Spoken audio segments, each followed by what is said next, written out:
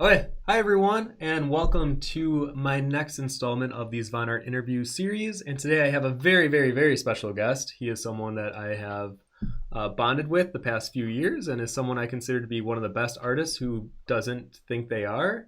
I think Oh he's my like God. top tier, and he works at Riot Games. He used to be a splash artist, and now he is, I believe, senior concept artist for the new project. Yes, sir. Is On that correct? Arcane, the animated show. Yes. And I mean, I'm going to ask you questions about that during this, obviously, but Yeah, I know you can't say too much, I'm sure. I'll be careful with the NDAs. But yes, this is Victor Maury. I know him on originally Instagram as Moulin Bleu, and I'm very excited to interview today. So, do you want to say something about yourself, Victor, and get this Sure. started? Yeah. Well, thanks for having me, Tim, first of all. I've been looking forward to this all month. And Oh, honestly, in these times, it's nice to have something to look forward to, I'll be honest. oh, So I'm Victor. really excited to delve in. And every time we talk, it's an awesome conversation. So I'm really looking forward to it. And I have some really juicy, embarrassing stuff to show you guys. Yes, I'm so excited for these. I'm more excited for you to explain the time period at Yes. which you drew them. Yeah. Yeah, that's the fun part is you have memories attached to all these works that you've made in the past. So just to answer or just to introduce myself rather, so my name is Victor. I currently work at Riot, like you said. I'm originally from France. I moved to the States when I was 7. Grew up in Austin, Texas. Went to school at Ringling College of Art and Design, and then moved out to California. I've been in LA for about 5 years at Riot the whole time. Um, what else? I'm a Libra, and um, I am not handling 2020 well, but I'm stoked to be here with you guys. Ooh, and that's not good for Libras. You gotta balance it out. I know, man. I'm trying. I'm trying my best. And just for the people that are watching, know how this works. So I'm gonna ask him 10 questions that I ask every artist that I bring on, and then we have some questions from Instagram, and then I'm gonna open the floor to you guys. So if during this whole chat, if you could put comments and questions with at Vonnart before it, that way I can type it out and I'll save it for the end of the conversation or the end of this chat, and then I will go ahead and ask your question. So be patient because there's a lot to get through, and especially as Victor dives into the history of his art and his mind and where that takes us, is always a fun journey. And be sure while you're watching to really listen to the missteps and the hiccups along the way of the journey, because I think it's good for younger artists especially to see that the path is never smooth for every artist. And I think it's good to understand that, yeah, there's going to be ups and downs, and I still to this day don't feel fully secure as an artist, and I feel like it's something that a lot of artists come pat with in a way, and sometimes they feel they were better when they were younger or that they haven't gotten better in a while. So this will be a good conversation. Victor's, like I said, one of my favorite people to talk to, so ask questions and we'll go ahead and get started. Are you ready, Victor? I'm ready. Let's do it. Okay, so starting off the 10 questions, growing up, when did art seem to grab your attention? So this one is pretty straightforward. It was immediately, like basically for as long as I can remember, maybe when I was like 1 or 2 years old, picked up a pencil, never looked back. And I never questioned it at the time, but once you phrase it into a question, it's kind of funny to look back and be like, huh, why that? Why did that take off? Um, but honestly, in a world where you have to make so many decisions, it's nice that there was one thing that I never had to question. I was just like, I love drawing. So clearly, this was like a prodigy thing from the start. It was never a Something question like that. otherwise. Yeah. Did you ever And have any inkling to go a different direction or no? not really, honestly.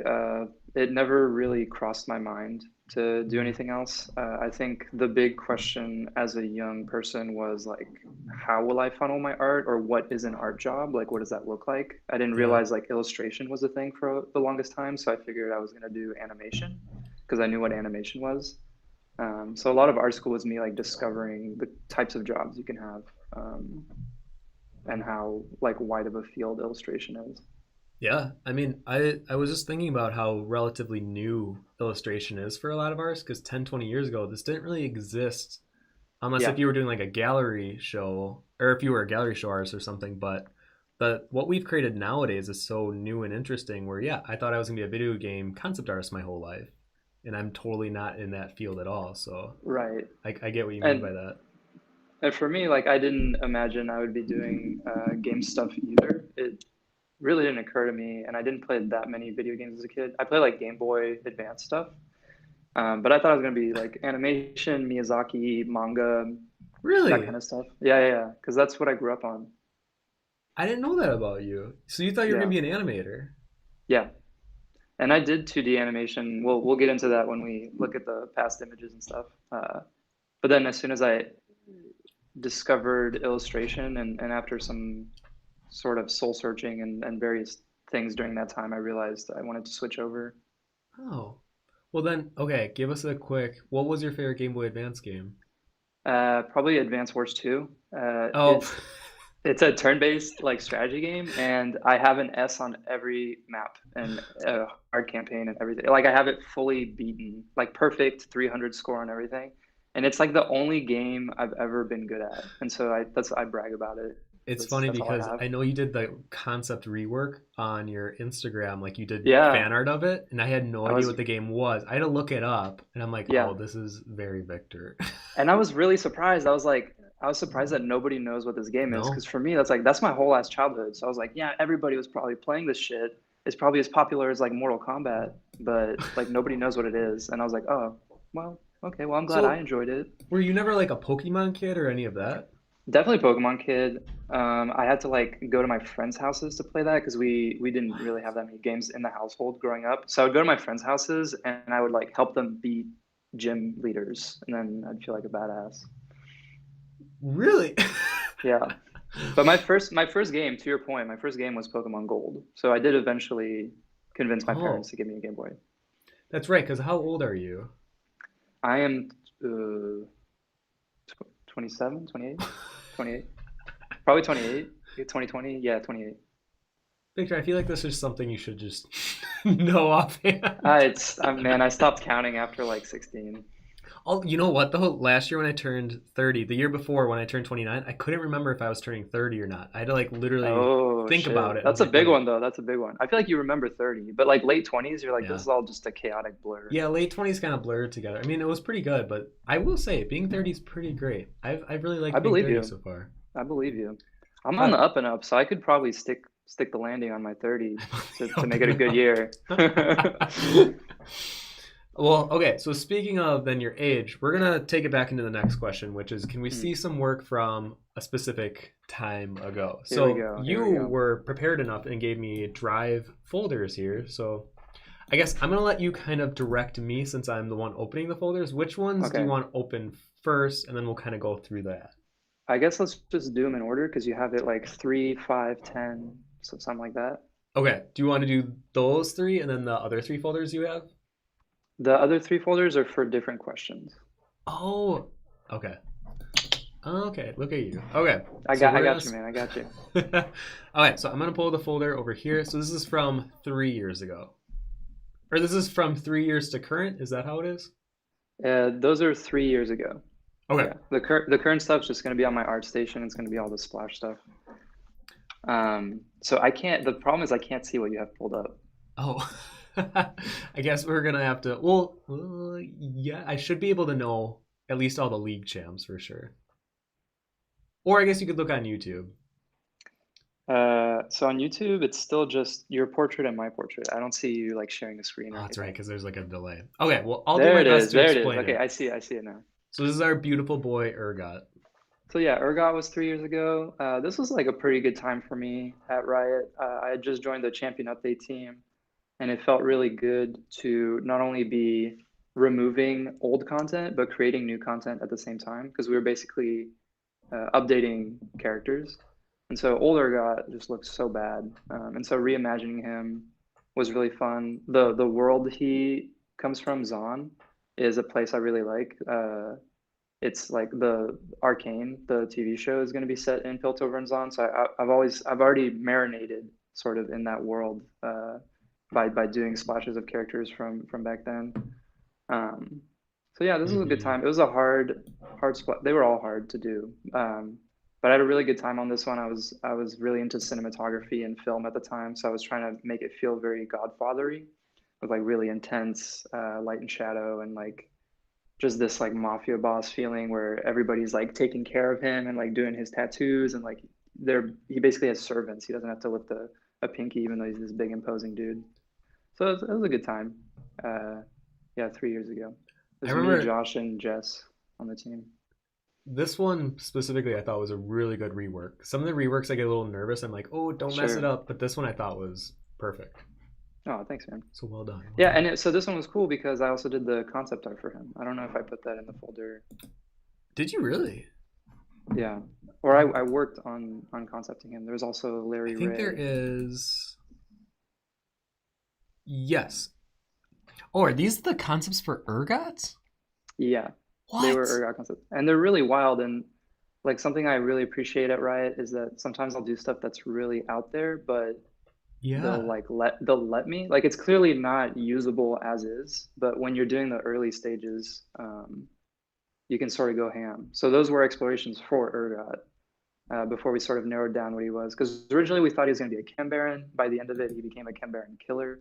So I was very into like these mafia movies and like sort of the suit and bowler hat mixed with like the monstrosity and mechanisms of Zon. Yeah. So I had a blast. Like I was just banging these out. And it was like the first time I was doing concept at Riot there that they were letting me do that. So it was a nice break from doing Splash because it's much looser, which is stuff I really enjoy doing. I Well, love this one. I feel like you have such strong exploration in shapes. I Like like to you, push the shapes. Yeah. yeah, these are so Really. good. I mean, it would have been really funny to see Urgot as like this half tuxedo Yeah. mafia hat Yeah. wearing character. And I did these sort of like paper doll explorations of him where I would show you like him with different outfits, whether he's like robot or if he's going to the club and he's putting a suit on. You know what I mean? Like so all that stuff's on my art station, by the way. I made a big Urgot concept art post if you want to see more of that stuff. But that was a good time. That was also when I did like Galio. Galio was a good splash for me because it was a giant with a blue sky backdrop, which is really my whole shit when you think about it. No, this one I thought was really strong too. You know, that Well, was fun. okay, what's the circle behind him in the clouds? Is that because he came from the sky? Yeah, he like man dropped through the clouds, like I like Iron Man that. style. So it's very anime. Actually, yeah, was that something that influenced you as a kid too? So I didn't actually watch anime as a kid. I read manga um, because it was like you literally get the blueprints, you get the actual drawings, and so you can study it closer. Mm, And I usually didn't really like, I don't know, I guess I just didn't watch that much TV, or I didn't like the dubbing, or I didn't have friends that watched anime necessarily. I'm yeah. not really sure. It's you would think I would have been into it, but I was a manga boy with like Dragon Ball and Naruto and Full Metal Alchemist being the big three. Yeah. I mean, I didn't watch anime either until I was like 20, so I get Yeah. that. There's some good anime out there. There's a lot of bad anime too. So There's a lot of bad anime, I can tell you that. Okay, what's this one with looks like a caped figure with a bunch of crows in a sunset? I think there's a delay on the video, so I gotta wait till you get to that. Or I could actually I'll pull up the folders because I have them here. Okay, so that was like that was another fun piece for me because that was a promo for Swain. We were working on Swain rework. Ah, And that was during my Game of Thrones days. So I was fully into Game of Thrones, like all the costumes, all the lighting, all the cinematography. And so I really wanted Swain to feel like he could have his own, he could fit in his own world. That would be Game of Thrones level, like a Tywin Lannister kind of guy. yeah. And this piece I liked because, again, like at the time I was doing these splashes that take like 2 months each. So much meticulous detail that anytime they let me do something quicker, this was a day, I was like This was a having a day? blast. Yeah, yeah, yeah. Just bang it out. Oh Just, my God, and Victor. I felt like such a boss because, like, I don't know. After a while of doing splash, you're like, can I do anything fast? Am I capable? And so this was like confidence builder for me. You did this in a day. Yeah, This is so good. that's the thing. Is like you don't need to spend so much time on shit for it to be good. And so I would get kind of Ooh, burnt out on ooh. splashes. Ooh. I'm always looking for those efficiency gains. I think one of the biggest strengths I've always felt with your work is you have such this like unfiltered confidence when you work. I mean, even in this one, you have this black raven or crow against a dark cape, but you make it work. So Like, the thing is, I was looking at a lot of Pyotr Jablonski at this time, and this dude like is a master of like grays and darks, and I was like kind of yeah. studying his stuff a lot. So I think that moment is very inspired by his work. Oh gosh, Victor. One day. Are you kidding? All right, so moving on to the next one, we have looks like a figure study. Is it the moody portrait? Um, Yeah, it's like, or it's me, it's oh like yeah. me hunched over. Yeah. So the thing is, I don't do that many self-portraits, so I found it funny that when I was digging through my files, I had done these two self-portraits, this one and the next one, and they're both very angsty. And it was because this was around the time that I don't want to make this political, but this was around the time that Trump got elected, and I was very stressed out. I was like, it was hard for me to focus on work because I was like, what? Like, there seems to be like these huge world problems, and like, I don't know about what's going on. Like, and we're just making video games. Like, seems like we've got bigger fish to fry. And so I was like trying to like stay present and like focus on work, but I was very influenced by the political situation of the time. Yeah. So very angsty, but I just included that because it's images that I'm gonna look back on 20 years from now and be like, I remember where I was when I drew that kind of thing. Oh yeah. When you were collecting all your old art, did you? I always feel like I can remember exactly where I was and like Yeah, what I was thinking at that time of like exactly. almost every drawing I've ever done ever. Yeah, they're like little memory boxes. It's Yeah. quite amazing. And honestly, it's a good argument for making more personal work because you then store more memories. Like the days I wasn't making images, like I don't really remember those days. That's very true, Victor. And then I love this piece. This is one of my favorite things I've ever made. And you know, same thing. It's kind of just a sketch. It's black and white, but it's my D&D party. We were playing D&D at the time, and just the memories that this image evokes for me, and like the sessions we had and the antics we got into, like Yeah. just warms my heart because it brings back all those positive memories. And I also love the style of it because it's like it's sketchy, but it feels resolved, but it's really not belabored. I hate when my stuff gets too tight. And so I really Ooh. like it. And I think it's the kind of style that I would come back to if I was to do like a larger personal project. Oh, I'd love to see that, Victor. Me too. Can I take a guess at which character you role played? Yeah, go for it. Is it bottom left? No, it's the big guy with the beard. What? Yeah, I was a big, like, daddy as fuck, red bearded uh, mountain man Well, then who who was was this turning into mini me wood. you? What's up? Who was the mini me you? That was played by Eli. He was like a kid genius who had like I forget what kind of powers, maybe like necromantic powers, or he was like kind of an Artemis Fowl, where he's like a little evil genius. We were not what's it called, lawful good. We were very much in the middle Oh. in our alignments. So. So I'm sorry, I cut you off. What were you saying about your beautiful big haired daddy? That was the time when I was looking at a lot of Neskane's work too, and he just has like the most beautiful, horniest men drawings, and so very influenced by that type of anatomy and structure. Oh god, yeah, these are great. Okay, so then that was 3 years ago. Yeah, that was 3 years ago. So now we're diving into 5 years ago. So 5 years ago is a sort of very important time in my life because it's a period of transition. I'm graduating college. I did the concept push at Wizards of the Coast, and I'm starting off at Riot. So it's this sort of magical time where a big period of transition, basically. Because I'm pretty sure this is when I met you because all of the ones that are in this folder are ones that I remember seeing at your table, or at least the for sure Yeah, Little yeah. Prince and the Seven Deadly for sure. Went to Spectrum that year, Spectrum Fantastic Art Live. So my favorite things to come out of college were my Seven Deadly Sins series, which is Mm-hmm. a series I keep returning to and will eventually make a larger project out of. And so this is Pride. And then the other series I had done senior year was the Little Prince series. So I included the Geographer. Uh, this one's so good. And that was really fun because I had already accepted a job at Riot. And instead of like practicing more splash art style, I was like, this is my last time to sort of express my own stuff for a Yeah. while before I jump into the workforce. And so I really had fun with something that was deeply personal and just uh, nurtured my soul, basically, like fun shapes and colors and just trying to have fun with it. Yeah, I feel like there's a lot of the essence of who you are in this type of work. Yeah, I agree. And I do miss it sometimes, but I know it's always there. You can always return to it. Mm-hmm. Oh, this dragon or the is this a dinosaur? So, okay, so the following image is from when I went to Wizards of the Coast for 3 weeks when I snuck that in right before Riot. Because at Spectrum, I'd met up with Richard Witters, who was the art director for D&D. And D. Oh. And he was like, hey, man, like, come up, we'll do a little concept push. And I was like, oh, like dream come true.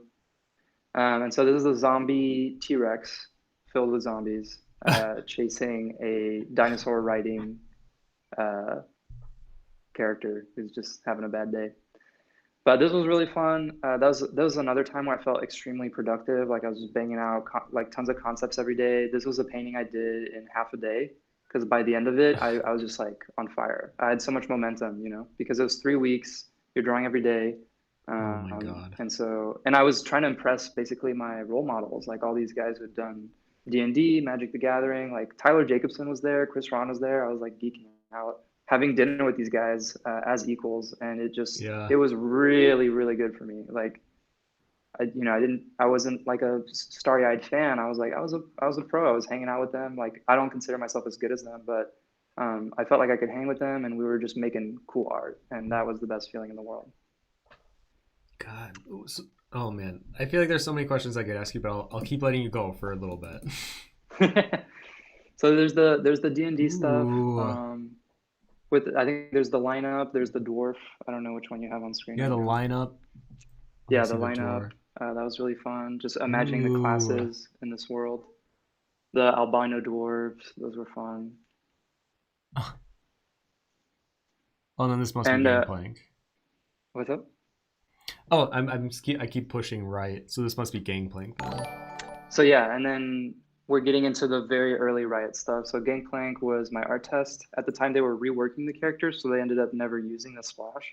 But I thought it came out all right. It has a lot of my spirit in it. I love pirates. I was probably the only person who played Gangplank at the time, much to the dismay of all my roommates, because I would just feed top all day. But I like these splashes. I think Tristana and Hecarim came out really well.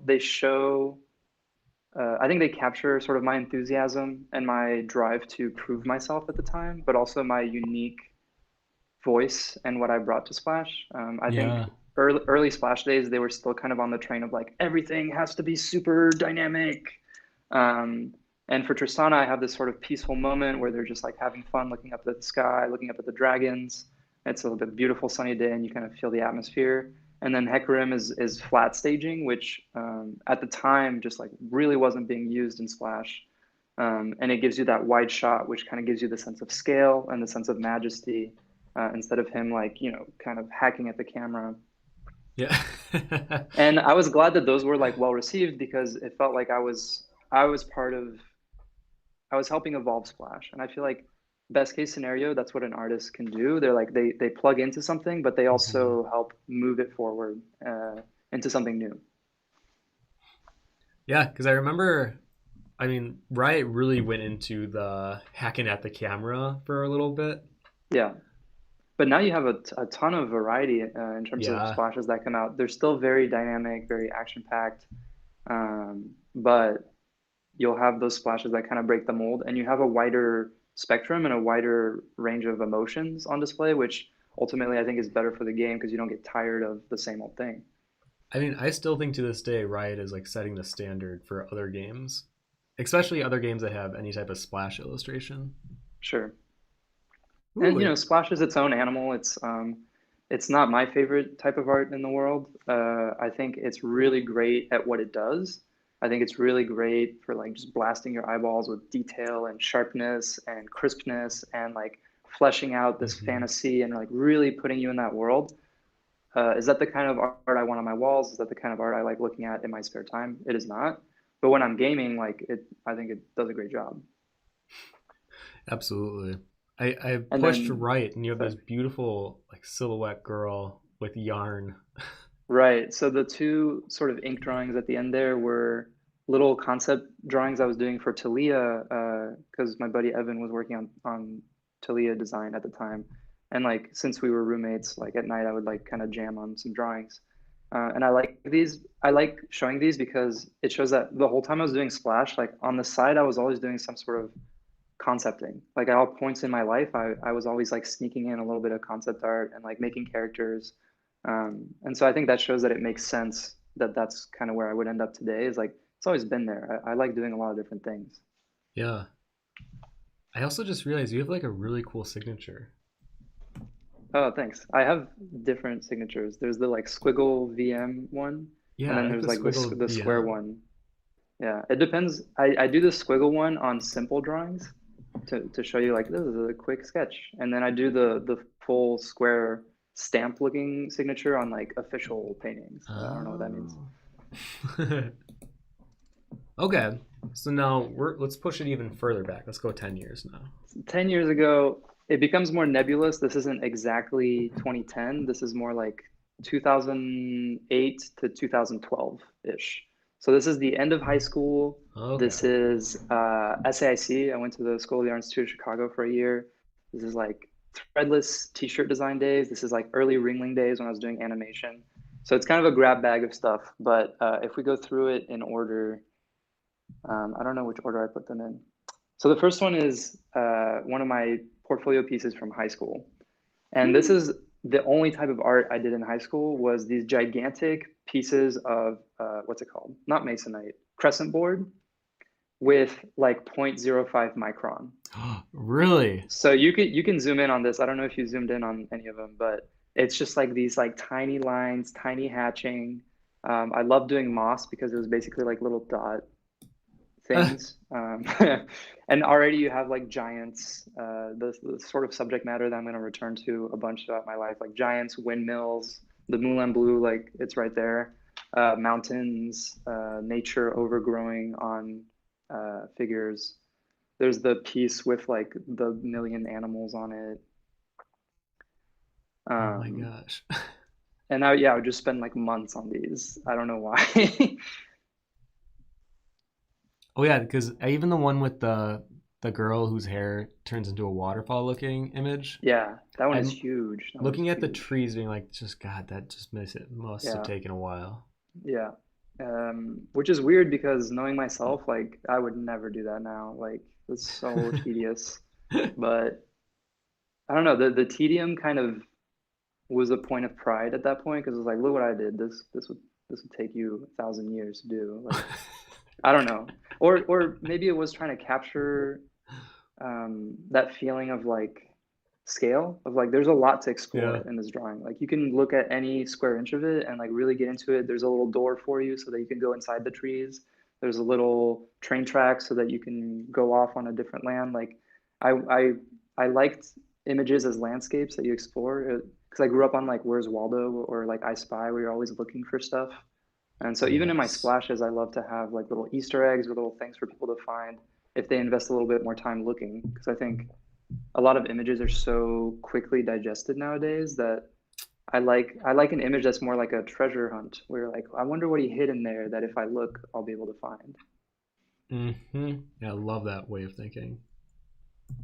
Okay, you got to explain the Zeus one. Okay, so this one I found I cannot believe. Like this is on my hard drive from high school, and I think it's interesting because it shows a time and place, which is 2008, 2009 America in Texas, where our school had a gay straight alliance. And this was contentious at the time. Like, we were about to get into like the Obama era, we were about to get into like widespread queer acceptance, but there were people at school who were not down for this shit. And I just found it kind of hilarious that we have this like vindictive God figure who's like smiting the gays as like a joke. And we're like, hey, like mainstream Christian America might not accept you, but like come hang out with us. We're, like it's all good. This is Um, great. And so I was like, that's, I mean, more so than the drawing, I feel like that is a piece of history. I was like, I can't believe that, it was not allowed to have gay marriage or stuff like that. Like stuff we take for granted now. Like this is 10 years ago. This is like not that long ago, like is just wild. So I know. I talk to Josh about that all the time about how much change has happened in the last 10 years. yeah. It's crazy. And hopefully that gives us a little bit of hope into what can change in the future, like where we'll be 10 years from now. It Oh, seems yeah. like we're trending negative, but we're also trending positive in a lot of other ways. So I totally I'm agree. hoping we can make some big progress on a lot of stuff we're lagging on right now. So, speaking of progress, I have your clown pulled up. Yes. Okay. Tears of a Clown. So Tears of a Clown is my first Photoshop painting. Ta And I da! think it This is just it, speaks guys. for itself. So this is me just being straight up with you guys, like just incriminating myself. Like we all start at the bottom. It doesn't matter where you come from. Doesn't matter if you were drawing since you were 2 years old. Like you gotta suck before you get good. And so hopefully this inspires people that, oh my God, just the dodge and burn on the hair and the not knowing how to use brushes and just the subject matter, honestly, like the audacity to paint something like this, I The think speaks audacity. to it's kind of real. It's very raw. Like I don't think I can fully like dissociate myself from this and like make fun of it because on some level, like that's who I am, man. I like that there's these pigtails in the front, but like one's like weirdly in the Yeah, middle. there's just a lot. There's a lot going on, and I promised my friends I would like repaint this into like an updated version with like where I actually tried, Oh, but I've never please done it. do. But I will eventually. There will come a time. Alright, so now we're going into these gold, looks like found objects. Okay, so this is like the only project I made at the School of the Art Institute of Chicago that's even worth talking about, in my opinion, because it was a fine art school and it was just kind of a hot mess. Like Uh, the kind of shit we were doing was very conceptual. But at one point, I made this like found object crown made of like all the toys I had. And I like collaged them together and spray painted it gold, and it actually made like this pretty cool object, oh. which eventually I had to throw away because it's garbage. But I just thought it was funny. Like that's I just to show like, like I went on this super deviation for a year where I was making shit like this that had nothing to do with animation, nothing to do with drawing, nothing to do with character design. And it's like, that's whatever. Like you can have those types of moments in your Yeah. life where you're just doing weird shit. It all adds up collectively to where you're at now. It does, it does. Oh, and now we're getting into I've never seen your like little animation gifs. So these are Yes. wonderful. Thank you, Tim. So I did some 2D animation. I couldn't include that in the drive because they're video files. But if you guys ever check out my Vimeo or Vimeo, I call it Vimeo. If you guys check out my Vimeo. Vimeo, Moulin Blue, there's a ton of pencil tests I did back then, which I'm still pretty proud of. Like they're fun. They're not amazing, but they're really fun. Like lip syncs and like pantomimes, and I think they show a lot of my personality. But I don't know if we have time to like share that on stream. Here, wait. I'll try to find it so I can link it to the people. Okay.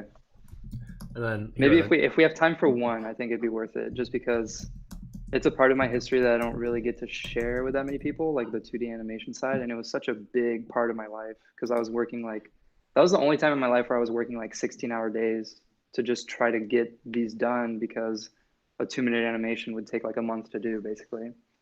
I was really into like these super tedious crafts that I just like can't do anymore. Okay, wait. So I'm pretty sure I'm on your. I think yes, I found your Vimeo. Okay. So which one do you want us to watch? I think my favorite ones are the lip sync and the uh, Magic Jack, the like dancing magician. So let me pull it Oh, up. I I'll found tell it. you Okay, the it's the called title. Okay. Dance. Not the dance one. There's one Hmm. where he's like doing a magic trick. Let me see. Oh, I think I found it. Is it called? Oh God, it's in French. Magnique Jackie. Yeah, probably that one. All right. All right, let me load this all up here. This is good. This is brand new for me too. I've Yeah, never seen I don't know. any of your animations. I haven't shown you any of them. Not one. They were pretty legit, man. Like I was all right. I was all right in animation.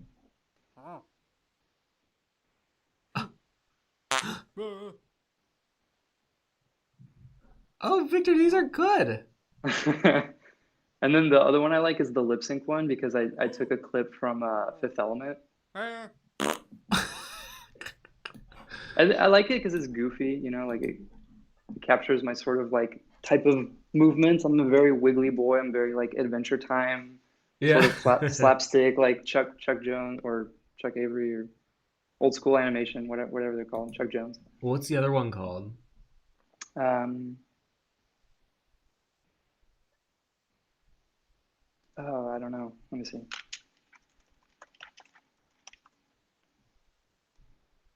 Oh my gosh. I'm gonna definitely watch all of these later. It's like so hard to find. I'm gonna link in the chat for anyone. Vimeo. It would have probably been called Lip Sync, I think. Mm-mm. Hmm. What was that, maybe? Nope.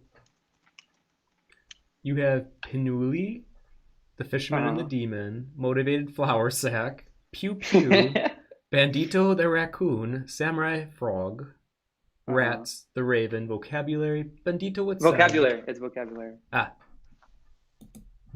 Hmm. And it's what's his name? Chris Tucker from Fifth Element. What was that?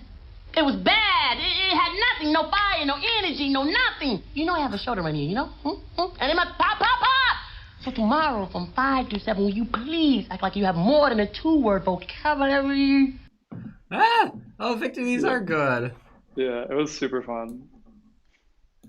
And because I love that type of like acting, like physical acting, like Chris Tucker, Jim Carrey, sort of like over the top.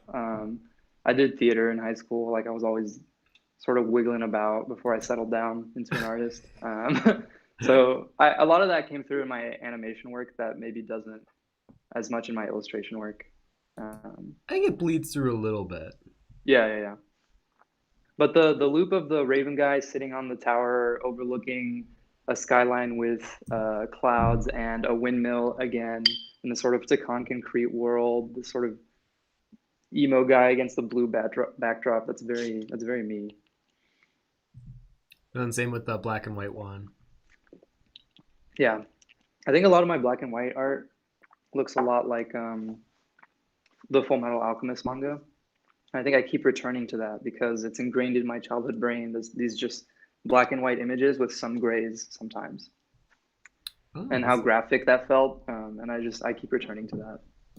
so I've never read it. So is that primarily how they work it then? Yeah, and honestly, Full Metal Alchemist is a masterpiece. Like the story is actually really good. Over the course of like an entire arc. Like it actually has an arc that makes sense. Whereas like a lot of shonen, they're like week to week, and so they just have to have like a bad guy of the day. Mm. But Full Metal Alchemist actually makes sense holistically. It has amazing character designs, like phenomenal drawings, and great stylization. And so I that's one that I return to like even to this day, honestly. Oh. So then I guess I have to ask you, did you like the Brotherhood remake? So the Brotherhood remake is the manga. Um, do I like it? Yeah, it's fine. I prefer the manga. Okay. Like regardless, just because the drawings are just so strong. That's Hiromu Arakawa, and she's one of the only like female manga artists that I know, especially in the shonen space. And like Oh. hers was just head and shoulders above everybody else. And so I don't know, I just always found her amazing. So then it looks like you did a redraw of one of your own old paintings. Which one are we It's like a on? Oh, the demon before coming out of a after. Yeah, yeah, cave. yeah. Yeah. So that's just to show like this was a period of like really quick growth as well. Once I got to school, once I got to Ringling, once I finally was in a school where people like gave a shit about entertainment design and illustration. And so the top one is sort of like the level you'd expect from the person who did Tears of the Clown a year prior. And then the bottom one is a year later where I'm like starting to get a hang for the idea of design, values, volume, light and shadow, like painting in Hmm. Photoshop at all with a not 100% opacity brush. Um, And so it's just like once you get in the right setting, you can really take off really quickly and see really big gains in your artistic level. So that's hopefully like even though the bottom image is like nothing amazing, I think compared to the top image, it kind of shows you how quickly I was growing at that time. Oh yeah, to me that's very very quick growth. Yeah. Oh yeah, so we had someone in the chat, Teresa. Apparently you must Hmm. know her. Uh, yes, there is a Q&A at the very very end, and she did say though if I could ask you a very specific question, so we'll definitely save that for the end. Okay, yeah, we'll circle back on it. Okay, and then uh, one with arrows in the head. Oh yeah. So early school was definitely a big ego check, especially coming out of high school, where like in high school you're the artist kid. There's maybe one other artist kid in your grade, and you're gonna Mm-hmm. go off and become the great artist of the world. And then you go to art school where every kid is the art kid from their respective high schools. So there was a lot of uh, sort of humbling that needed to happen, ego checking, like because I had a lot of pride. I was like I'd always been you know, the hotshot artist wherever I was, and all of a sudden, like I had to stack up to these other people, which was great because I loved the inspiration and competition. But there were days where I was just like, I want to cease existing. Like this is fucking hard and embarrassing, and I'm trash, and I can't keep up with all these people. So it's just to show that like the dark thoughts were there, the hard times were there. Like even though I considered myself like pretty good at each step of my life, like this man. Big Libra feelings in college. Well, that leads into my next photo, which is my personal favorite of your old Yes, ones. it's my personal favorite as well. This image is amazing because it's literally a depiction of like when I met one of my best friends, longtime best friends, Evan Montero, who I've known for over a decade now. And I met him at Ringling on like the first day I saw him, I was like, I want to be friends with this kid. He was so good. He was like the only there was like a friction there. There was a jealousy. There was a Naruto Sasuke interaction initially. And I love how fucking honest this drawing is that I would like draw it so overtly. And I remembered after thinking about it that this was actually a pitch for a story in my animation class. We were doing these short animatics, and I was like, what if there's a story about like a jealousy demon? But like if you know us, like you know that that's real. That's fucking real, and Yeah. it's just really, really funny. I love recognizing like each of the people around him is based on someone from Ringling. So Yeah. this just brings back memories of like there was a lot of like pride and there was a lot of ego in the early days of school. I to be honest, most people I've talked to about if they've gone to art college, that's been the shared experience. It's like a collective experience of having your ego checked and then like this weird competition within your school of like who's the top artist. Yeah, every like this is I'll just admit it. Like I was a real shitty person. I had a lot of growing up to do, but like almost every week I would like do a mental top five. I'd be like, who, what, like that was extremely toxic and it had negative side effects, obviously. But I think Mm-hmm. this image is really funny with hindsight because if you know me and Evan now, like we're so tight. It's not like that. We're each other's biggest fans, and it's awesome to see how much we've grown together as artists and as people. But it's funny to see like the inception, like the original moments captured in such a Mm-hmm. blatant drawing. Because you did that in that moment, right? Like you were feeling Yeah. that, and then you drew that. Well, so I drew it like as a joke. I was like, haha, guys, isn't it funny like how jealous I am of Evan? But it's like, but it's too real. Like Yeah. it's like that's not a joke, bro. Like you're actually jealous. But it's funny because I think, if you asked him, he'd probably have the same story. Like maybe he was looking at me like, who's this French guy rolling up, like doing t-shirt designs and thinking he's hot shit. Like, so, everybody was Mm, was in the soup, but it's yep. funny. Everyone was in the. I like that description. They were in the soup. Oh, I didn't even I see this think, one. This Adventure Time looking one. oh yeah, that's just to show that I was playing with a lot of different styles still. I was really in love with Adventure Time. This was us designing an environment, and this was Magic Man's house. Magic Man's like one of my favorite characters. Magic Man, he's just a total tool. Oh, I um, know. yeah, you know. And so it's just to show like I was trying out a lot of different things early on. I wasn't stuck on one style. I was sort of having to mix my passion for animation and my newfound passion for illustration, where I was like, I want to be like a magic card artist slash, kind of serious fantasy artist, but I come from this super gooby, like cartoony background, and so it's like, how do I, I was still doing everything. I So mean, to be honest, I would have just pictured this was real yeah, Adventure Time art. that's pretty good. I was good at dissecting styles and breaking them down and reproducing them. I think that's a skill that more so than like Yeah. raw talent or like, rendering skills or like drawing skills. Like I was an analytical artist. Like I knew how to break things down and put them back together seemingly quickly and efficiently. I think that's quite the skill in itself, honestly. Yeah, Because if it you're definitely able to helped me out in recreate it, life a then lot. I feel like you've tapped into something more than just, I know how to draw. It's like you know how to break something down on a technical level and then be able to Yeah. build it up based on that knowledge.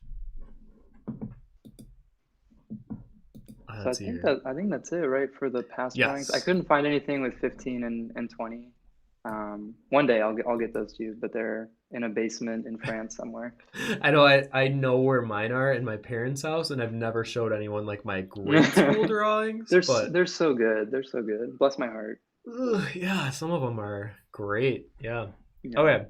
So now we get to see your lovely face again as we move on to the next questions. Where's my questionnaire? There we go.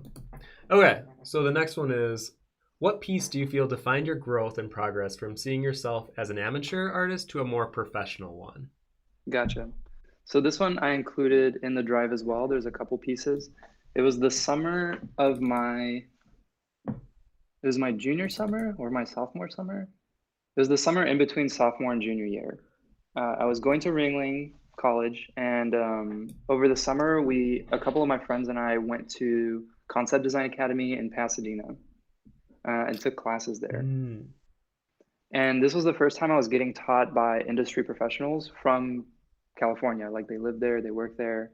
At Ringling, I've had plenty of good teachers, but for the most part, you're looking at old white men who are used to the editorial illustration game up in New York from 20 years ago. So just like a little bit of a time jump there. And so being in touch with sort of current working artists, that was the biggest jump in my skill level because I'm learning from the source. It makes a lot of sense really when you spell it out. And so after one 3 hour lecture from Nathan Folks, I think I jumped like 10 levels overnight. Straight up because he had the information that you need to know to get to Yeah. the next level. And so I absorbed it instantly, like went home and like banged out these pieces. I was doing these pieces on top of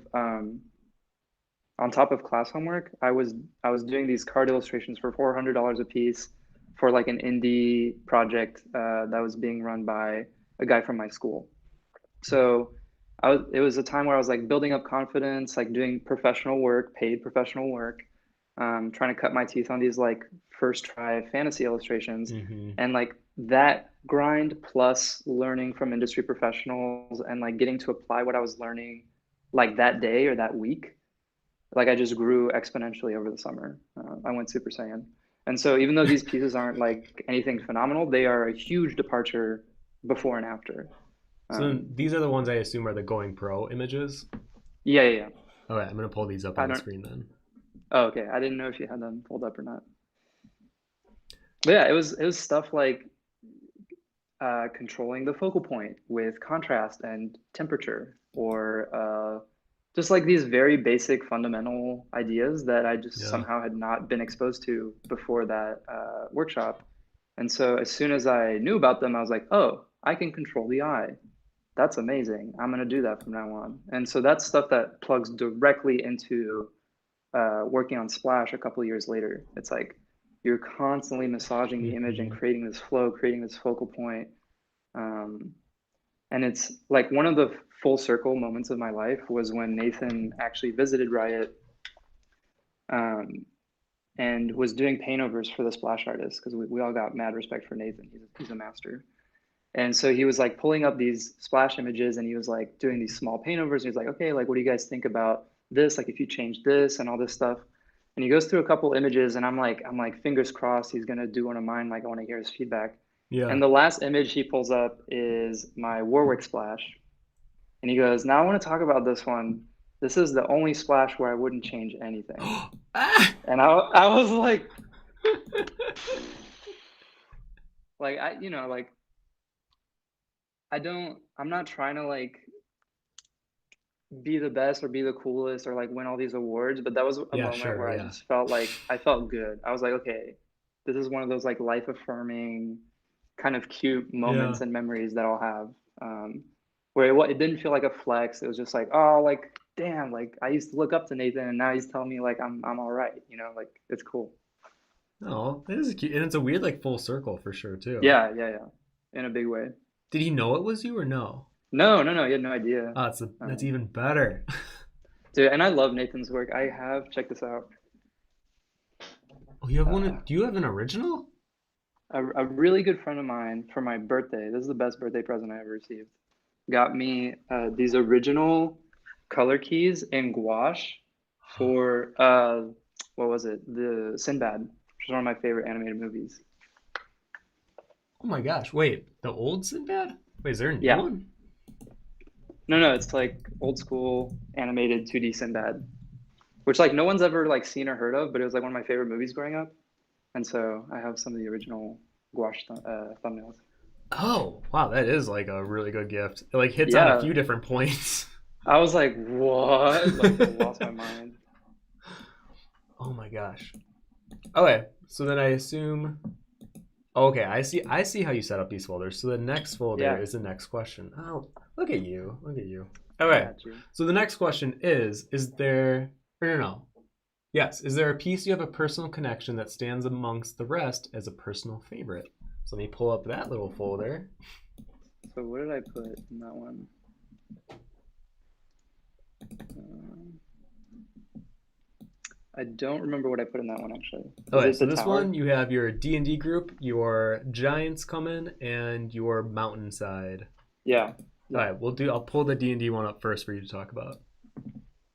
So I mean, this one we already sort of spoke about when it was in the like last 3 years thing, but it's just the memories.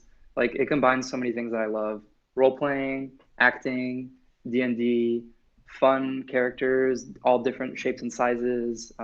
Each of the characters represents one of my friends, one of my lifelong friends.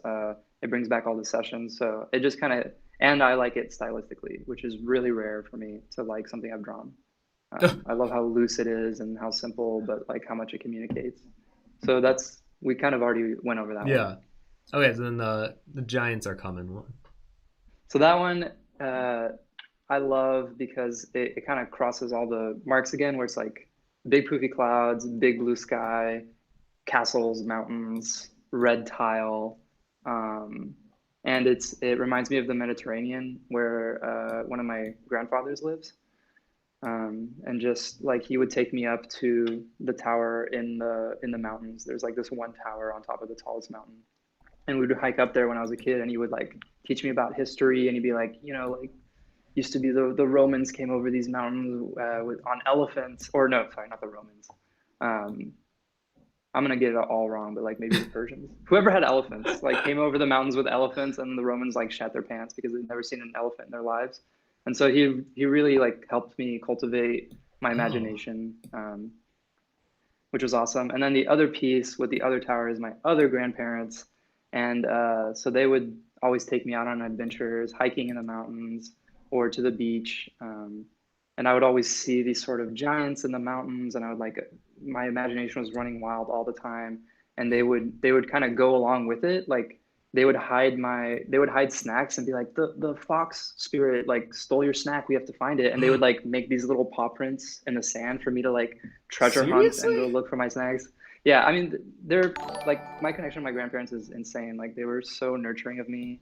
My grandmother paints, and it's so loving, and I would spend like so much time with them as a kid. And so I think that if I had to narrow it down to one piece, it would be that tower piece where like I feel like that's the only worthwhile thing I've done. And if I imagine a world without like capitalism where I have to like earn money for a living, I would just be painting shit like that from my childhood and stuff that connects to my family and stuff like that. And sometimes I feel kind of guilty that I don't do it more, but I'm hoping I get around to that before it's too late. I mean, I think it's just great that your grandparents almost encourage like this magical, whimsy way of thinking, and Yeah, that's huge for me. There's like two big axes in my life that have affected me in my perception. One is this sort of growing up believing magic is real, and the fact that that was actually secretly nurtured by the adults in my life. yeah, They like made this world for me where I could believe in that, and that's a lot of privilege. That's a lot of love. That's a lot of effort, and that's the kind of world that I want to make for my kids. So that's a big thing for me. Is like if I can have my kid believe that magic is real, even for a little bit, um, I feel like that's like a big part of my purpose. And then there's the other axis, which is sort of the darkness of the world, or the disenfranchising, or the like discovering reality and how gross things really are, the fucking pain of the world, the all the darkness that exists, the corruption, the evil, the greed, the racism, like what have you, and how painful it is to wake up from the dream of magic and see how nasty things can be. And that's kind of the world of the seven sins that I keep returning to, or like all these vices that are within us, yeah, this shadow side of us that actually exists in all of us. Um, and exploring that, and really, because facing your shadow is the only way that you can, like exist in life. You can't just bury it, because that's how you get like these great evils happening in the world. And so one part of me is like this beautiful Miyazaki world where I like want people to like go play in the garden because they're spirits, and the other side of me is like beware, beware what's going on, and face the sort of the work of my life. sadness for a second. And I have to ask you, do you not believe in magic anymore? No, I do actually. It's coming Okay, back. It's coming back. It's taken a different form. I think when you're a kid, magic is this, you think it's this certain type of thing where you're like, oh, like a wizard comes along and he turns your grandma into a scarecrow, and like that's fun. But like my flavor of magic now is sort of starting as a kid and thinking anything is possible, becoming a young adult slash an adult who's indoctrinated by society to believe that things are a certain way, hmm, and then finally breaking out of that, which is a dream in and of itself. It's more of a nightmare, but breaking out of that to the other side, kind of full circle, where you're like, oh well, the dream of society is like useful for interacting with people on a day to day, but it's not any more real than the magic you see in a Ghibli movie. It's just as made up, except everyone's sort of nodding along to it so that we can do whatever the fuck we're doing. But magic is real. Like there's the universe is insane, and it's trying to wiggle out of these like little systems we've created, hmm, and trying to manifest in ways that we've never seen before. And so it wouldn't even be a lie if I was trying to convince my kid that magic is real. And I want to show them that in spite of what is being drilled into their head by society or even by me as a parent, there is this other way, and they can go explore that if they want. yeah. I think that's a good way to answer it. I feel like a lot of the magic I believe in now is like the unseen, and it's almost Yeah. the power of thought. I feel is very magical because like I'm not a big crystals person, even though I have like a bunch of them everywhere. I just like them aesthetically. But I started doing this thing with my friends where I would like put a crystal on their forehead, and I'd be like, okay, tell me 10 affirming things you believe about yourself to be good. And then we would have these conversations where I would hold the crystal, and then every time I've done it, they've cried so far. Because then at the end of it, I let the crystal drop into their hands. I'm like, now that's yours to keep. If you ever are feeling low, put that in your pocket, whatever. Yeah. And in my mind, like that to me is the magic of you now believe in something Yeah. to hold on to if you need an extra little boost. And like you Yeah. can't see it obviously, there's no like glow, there's no aura from it. Right. But now you attach it that meaning Yes. to it. And to me that's magic. Yes. Well, a lot of these things like astrology or horoscopes, or there's so many things in the world that are considered woo-woo, but they're just Yeah. like they're prisms, or they're portals into going into something consciously and creating conscious intention and exploring things and being able to weigh one thing against the other. They're ways of exploring thought and the universe and yourself. Hmm. that maybe don't have tangible scientific material uh, things attached to them, but that's not all there is. No. And a lot So of times, I mean, even the way I feel about tarot, I don't really believe that like spirits are helping me guide the cards. But what I do believe is that every time I flip it, it creates a conversation depending yes, on that's where the it. cards are. And then Yeah, I get to explore with another person their inner psyche that I probably did not know before. And maybe yeah, they'll let go of something that they've been holding on to. yeah.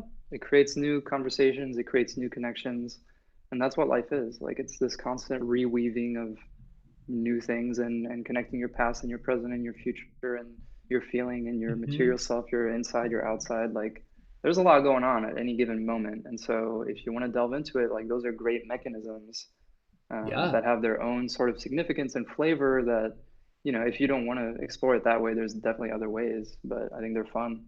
Well, I'm sure you're on like the same wavelength as me on this, but a lot of the times I feel like most of life is keeping your head down and kind of just repeating the same pattern.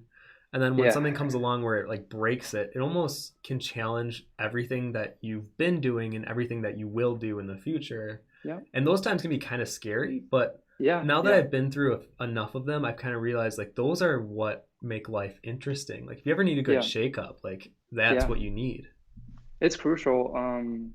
And I think about this visually a lot sometimes where like, if this is your path and you're going straight, and you discover this new thing that shakes everything up, the angle of that thing, how drastic it is, like that's how violent it feels, how violent the change feels initially. So like if you're like you're doing your thing and then someone comes to you with the idea that like something simple to digest, like I don't even know what's not contentious nowadays, but the world is round, and like you thought it was okay. That's super contentious.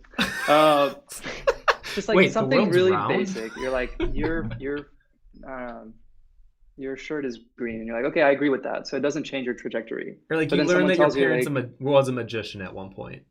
right, right. Yeah. Or someone tells you like your shirt is a desaturated yellow, and you're like, oh, no. But then you're like, okay, that's fine. You absorb that. You can dig that. And then conversely, if you're like, okay, you do mushrooms for the first time, you get one of these, right? You're like, oh, that's really different. Yeah. So initially, the impact is really violent and it shakes everything up, like you said, and it takes everything out of its buckets and throws it all over your room. And now you got to put everything back together, which is a great opportunity. But if you weren't ready for it, like it can be really jarring. But the thing that people don't realize is that over time, what happens is like it starts like this, but then eventually, you know what I mean? Oh yeah. Well, I always just imagine like Eventually, you tie it back if in. this is like this is shrooms or acid for That's the the first time. impact. That's the impact. I But then almost you feel weave it like back in. sometimes rather than this changing, I feel like we Yeah, change. yeah, Yeah. definitely. Which can be a real problem. Like, my only advice on doing psychedelics is like, don't do it on Sunday when you have work on Monday, because No. that shit is whack. Have a babysitter, have some fun things to do outside. Yeah, give yourself time to process. Okay. I don't even know what question we're on. Wait, hold on. Oh yeah, no. Okay. We're on now. How do you hope people see your work? How do I hope people see my work? So I feel like I kind of understand what this question is trying to ask. Like, what are they gonna see that I care about in it? Yeah. I think I touched on that a little bit, where it's like I want them to be rewarded for investigating it, rewarded for going on a journey into it and finding Mm. something that maybe someone who just with a passing glance like totally missed it. So I want them to be able to like navigate the piece like a world. That's one thing.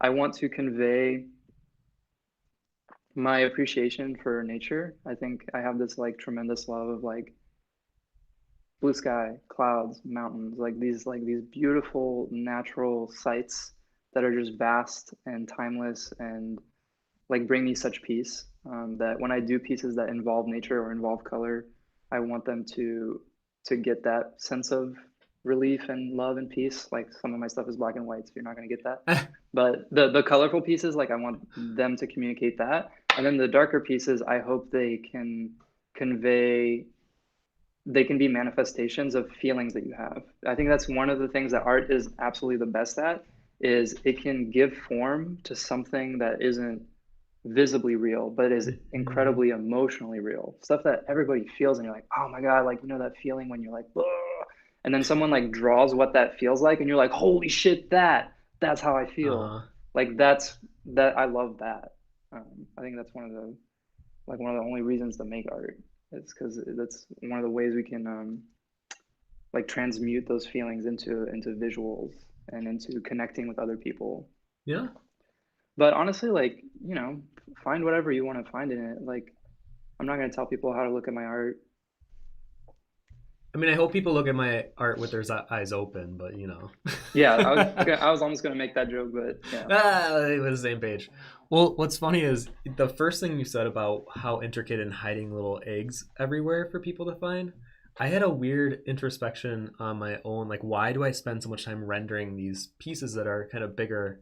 And then I was like, am I doing that because I don't think people get to know me enough? And I want my art to be so intricate that I want people to take the time to like really look around. Hmm. And I was like, maybe that's why I try to like have pieces that have a bunch of crap going on in it, because I want people to explore it more. I'm like, oh God, does that mean I just feel like people don't really know who I am enough, and that I Yeah. feel weird that I can't say it? Yeah, yeah, yeah. So when you said that, I Well, was like, honest, I feel that. yeah, and honestly, that's another one of my absolute favorite things about art is it's like it's a meditation and a manifestation of your frequency. Like everybody Yeah. has this frequency, and it you perpetuate it in everything you do, in the way you speak, in the way you move, in the way you make art, in the way you send emails. Like you can't help it. It's like literally your rhythm or your frequency. And so when you make art and you get a little bit of distance from it, it's almost like a mirror where you're like, oh my God, this is saying so much about me that I didn't even think I was saying, but I'm giving up my game here. Like I'm showing my hand to everybody by making a piece of art because like here I am laid bare. You can't hide. You can't hide yourself, especially when you're making personal work. Like with your professional work, like, if I draw a fucking splash art, it's whatever. But if I'm drawing like a deeply personal piece, like it's gonna tell you everything you need to know about me. Yeah. One of my old professors say you can't hide who you are in your art. And sometimes it's obvious, like someone crying or someone being upset. But then they said they're also can, like your ego and pride and like the way that you Oh depict yeah. your figures and whatever, it could be Yeah. very Yeah. telling about who you are as a person too. For sure. And I was confused in college. I was like, why does everyone think I'm so arrogant? And it's because all my self-portraits, I put a little crown above my head. Oh, It's same. like, hello, like that's literally the vibe you're giving off. Like you, Although, to be completely honest, part of it is I grew up, Kingdom Hearts was like a huge influence for me, and Sora yeah, always is depicted with a little crown. yeah, yeah. It's So I'm fun like, oh, graphically, and I'm like, but I mean, it's the same with me. Like I was always my grandparents' little prince. I was the first child. I was spoiled by everybody in my family. Like kind of a main character oh, complex going on. But actually, so I was joking about Splash, but actually, if you look at like, I think my 4 or 5 last splashes, they're progressively more hunched over, which I think speaks to how tired and burnt out I was getting. I didn't think really? about it initially, but I swear to God, it starts out like you have Swain, like, like full chest out, and then it goes to like Aatrox, Pike, Silas. Like, it just get bent because I was just like I was wrecked by the end of Splash. So Like I you was can't even so burnt hide in out. your work art either. No, no, it's there in the body language. Like it's so funny. Oh my gosh. Hold on. I this is why I knew I would enjoy talking with you, because I know you're so insightful, and like when you do stuff or your actions, you're always questioning it, or there's a thought process behind it if you look back on it. So this is Yeah, great. I can't wait till some it's of the it's personal fun to questions do. It's later. fun to analyze. It's fun to like draw connections between things and see Mhm. things unfolding and manifesting. Mhm.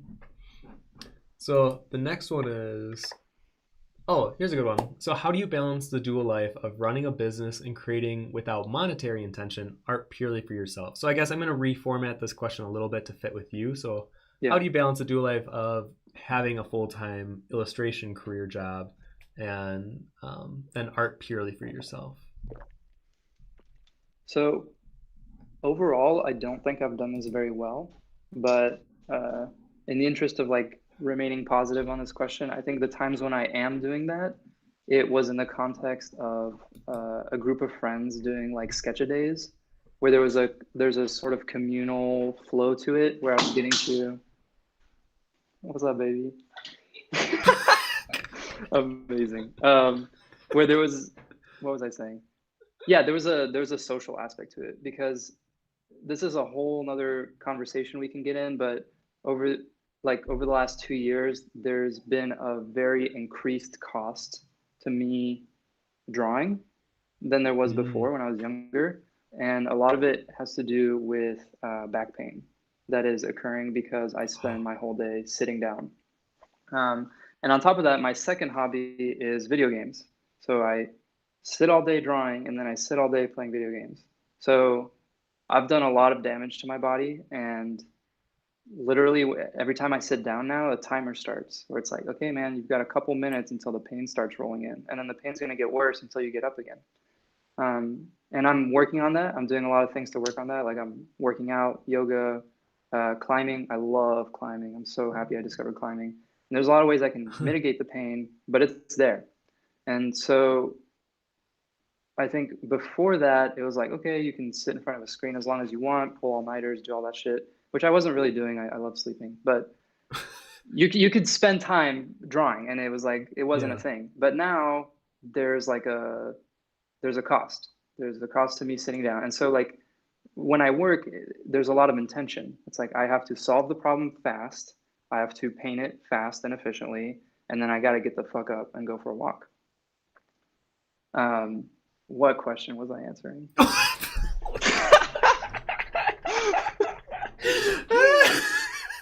I'm so sorry. I was like, you broke from thought. I was like, wait, Okay, what okay, are okay, we? okay. No, I remember. So balancing professional and personal work. Yes. Yeah. So Yeah. when I sit all day doing professional work, which is to make money so that I can pay rent, Yeah. once that is over, it's really hard for me to justify sitting down and making personal work Yeah. because I'm already in a ton of pain. Like most of the night is spent trying to undo the pain that I have created over the day, Oh my god, which is it is really not that good and bad? not sustainable.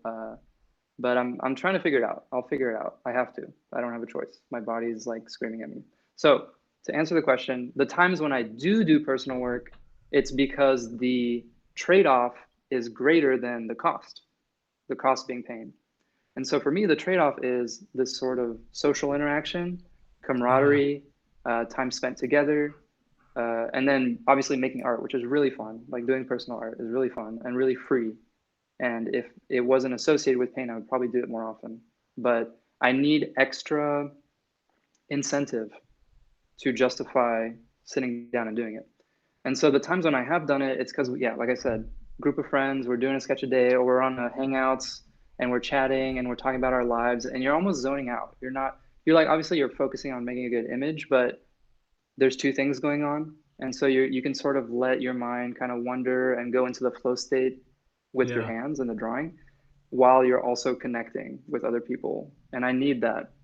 I think that's another sort of big shift in my life is I started extremely introverted and living in my imagination all the time to now being I would consider fairly extroverted and wanting to socialize in real life with people and make connections in real life.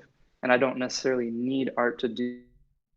I think I can make deeper connections or more specific connections with art because I can pinpoint exactly like an emotion or a feeling or a dream or a state of mind. But I can also do that by talking, like the way I'm talking with you. Like I feel like that has value, that has immediate, like we're making connections, we're Hmm. going back and forth, and I love that. And so I don't necessarily need to make a drawing in order to connect with you, like I maybe did as when I was younger. This is all a very long-winded way to say that I think there's a lot of advantages to keep doing the personal work. One, you're creating memories. Two, you're having fun and nurturing your soul. And you're leaving these little breadcrumbs for yourself so that when you're in the future, you can look back and be like, I'm terribly lost, but here's where I came from. And if you look at that, it might tell you where you're going.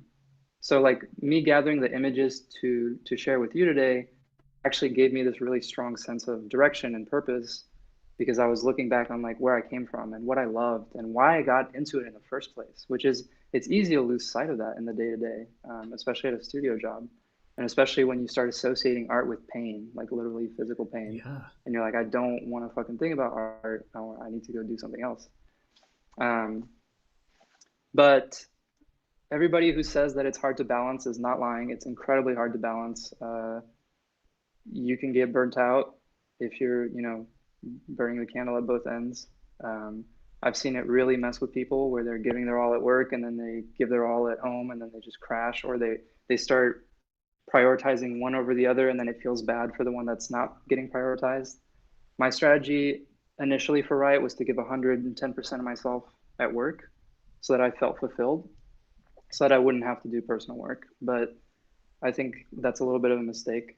I think it was fine at the time, but I Mhm. realized very quickly that a part of me wasn't being serviced. Wow. I feel like I learned so much. I didn't realize that you were having such bad back pains right now. Really bad, really bad. And And you're it comes younger and than it I goes. am. It comes and goes. Like I think when I have healthy habits, good diet, good exercise, yoga, stuff like that, I can make it go away for the most part.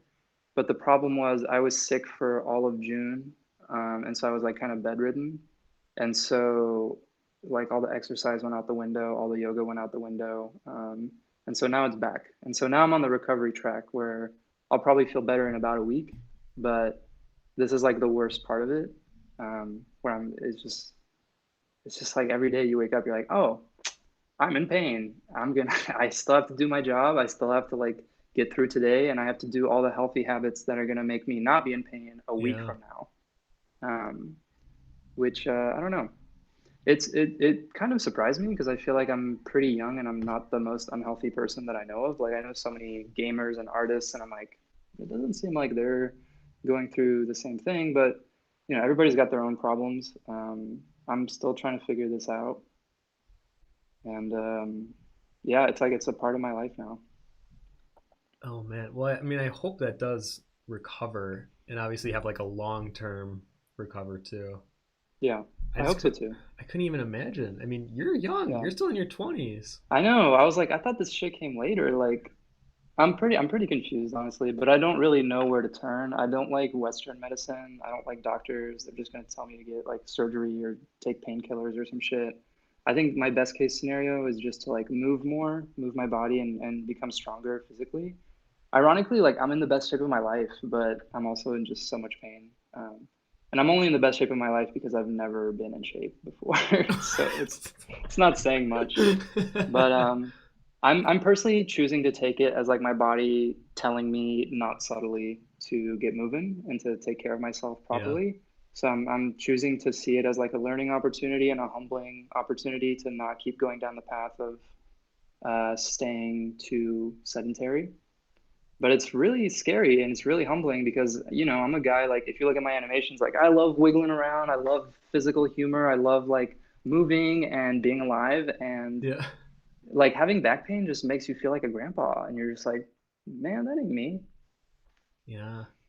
So Well, good for you I don't for kind know. of like trying to remedy it though, as Yeah, well. there's ways of dealing with it, and so it just sucks when you're in it, but I think it should be manageable. I mean, it's kind of great being able to talk with you and a lot of these friends that I've made over the years because kind of like what you said, doing personal art in a lot of ways was us trying to reach out in the world using this nonverbal communication style and try to connect with people that are like-minded or that we find interesting. And now Yeah, that I'm 30, I feel like over the years I've found a lot of my peers that I can relate to, and then when I talk to, it's like they just understand and you're jiving with them. And not only you, but even some of these other people, like even talking to Miles last week or last month, it was so clear to me about how we we've grown into these adults that have learned how to use our voice to now communicate yeah, and find the people and the peers that we're yeah, looking for, that we don't need art as much anymore. And it's right. weird having to It is a rely weird on thing. Yeah, art all your life until you're like late 20s and you're like, oh, yeah, I guess I found a personality that I feel confident enough to talk with. yeah. No, for real. Like, and I had the exact same thing. Like, I've never previously been happy in my body. I think some of my early attraction to fantasy art was that I saw myself in goblins. I literally thought I was a goblin. Like I was What? hideous, like I had big ears and nose, that I was like just gross. But I love that goblins were like wacky, and like they didn't care if they were ugly because they were just having fun and shooting each other out of cannons. Um, but it's funny to see that now. It's like it's so many people are uncomfortable in their own bodies, and I think that's manifested in a lot of different ways throughout the world. But I hope people realize they're not alone. Like everybody feels like that, but it's just kind of a feeling. And then once you learn to coexist with your body and like love your body and nurture it and shape it to what you want it to be in a Yeah. sort of symbiotic relationship, you need to have that rapport with yourself. You need to have that conversation with yourself. And then you learn to like work with it. Like when I was a kid, people thought I was really effeminate and like maybe that had a negative connotation to it.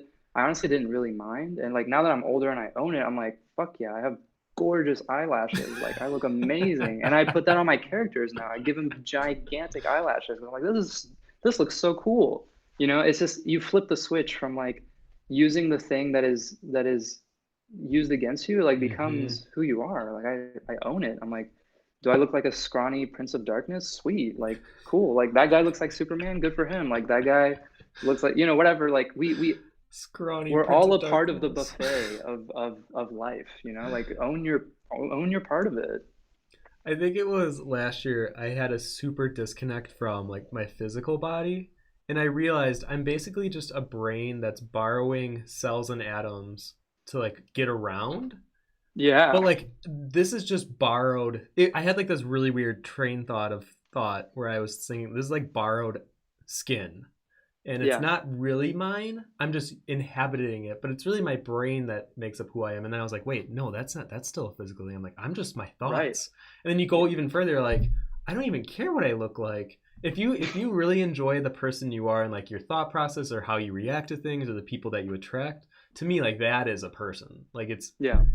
to me, it's not even tangible. So yeah, kind of like what you were saying of you kind of just own then whatever skin you're in. You're Yeah. like it whatever. I who cares as long Yeah. as I can find people that I can connect with on like a mental strain. Yeah, like that's what I'm really looking for. Yeah. And the thing too is the world needs every type of person. Like I think I've always Mm-hmm. identified more with the villains. They're like a little bit more interesting. They're a little bit more Yep. flamboyant.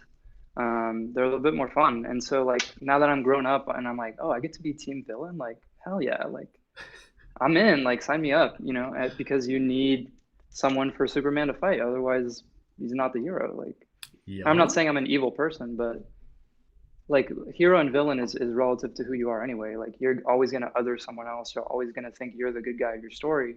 Mm-hmm. But the point is that's a feature, not a bug. The fact that someone disagrees with you or has the opposite opinion as you or is antagonizing you, like might not be comfortable, but that's the way the world works. It's yin and yang. Yeah, and I'm sure I don't know if you felt this way growing up watching a bunch of Disney movies. To me, all the villains were far more interesting, and I didn't really realize it at the time, and I know it's probably questionable to say it now, but to me, they're all gay. Like when I look at Scar, They're very Jafar, queer. They're very queer. Ursula, they all have these very like Hades. hate. I just watched Hercules last week. I love that movie.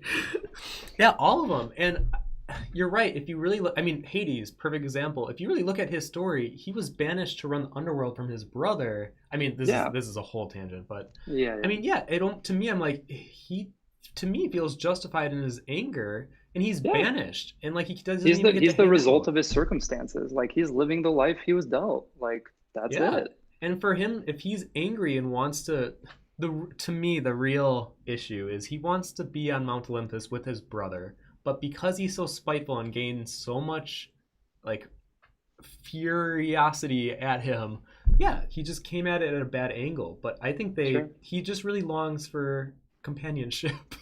Yeah, I mean at the core of them, like Ursula wants to like be accepted and beautiful and have a beautiful voice. Like Yeah. I get that. Scar, like he got dealt the second place hand and he wanted a shot and was never listened to. Like I don't know.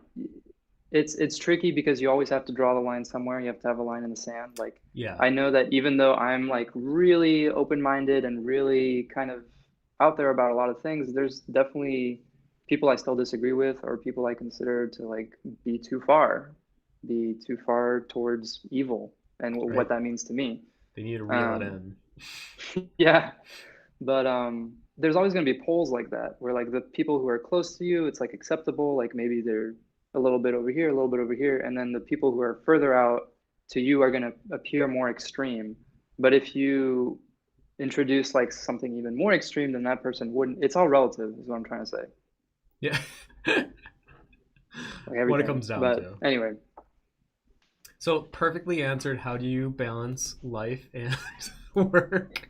do your best. Do your best. Be patient with yourself. Don't beat yourself up if you're not making personal work, and really enjoy it when you do have the time or make the time or the Yeah. space for yourself to do it. It is a beautiful luxury and you're worth it. And honestly, I feel like the more professional artists I talk to, they long for that childhood wonder that art gave them, and that Yes. it's really hard to rediscover as a working adult in an industry where Yes. drawing, per se, is what makes you money. As a working adult. So I'm gonna let you in on a little secret. My game plan is um, I've always been kind of weird about money, so I saved all of it forever, like since I was like 14. What? Um, and so yeah, I was like, you can't like spend the money, you have to save it. And so I saved a lot of money, like because I've worked really hard my whole life and I've saved a lot of money. And now that I have the money, I'm like, I don't like I don't I'm not using it. I don't want it. Like what I want is freedom. And so my plan is to actually take a year off. I want to take a year off and explore one of my worlds, whether it's like the sort of happy mountain giant cloud world or the Seven Sins world. But I think, to your point, the only way for me to explore either of those worlds authentically is to not be working and to take a break from work. I can't do it on nights and weekends. I have to create the space for it. And so I really want to do that. I feel like that's literally the only good use of my money that I can think about. I'm also not convinced that money is going to be working 5 years from now because I think it's 2020 is making it extremely obvious how fucking made up all the rules are and how this whole shit could just crumble at any minute. So I'm like, okay, well, I don't want to die with like $1 million in the bank. I might as well spend it to like go make some art. Um, so Yeah. I'm really excited about that. I really am. And I Invest think in a that could bubble happen as machine. early as maybe a year from now, Really? the way I've planned it out. Yeah. Oh, that'd be great. Would you travel a lot then while you're doing this? So I would either the main thing you have to think is like, okay, well, where are you going to live and how are you going to pay rent? And so either I would try to live with Mindy, and that would significantly lessen the rent burden, or I could go live with my parents in France. You should do that. We'll bring But then Mindy. I wouldn't be with Mindy, which would make me sad. So I think I'm probably gonna do it here, or maybe split it. Um, but yeah, the one thing I'm really excited about is like something I know about myself. I don't know if this is the same for everybody else. Is like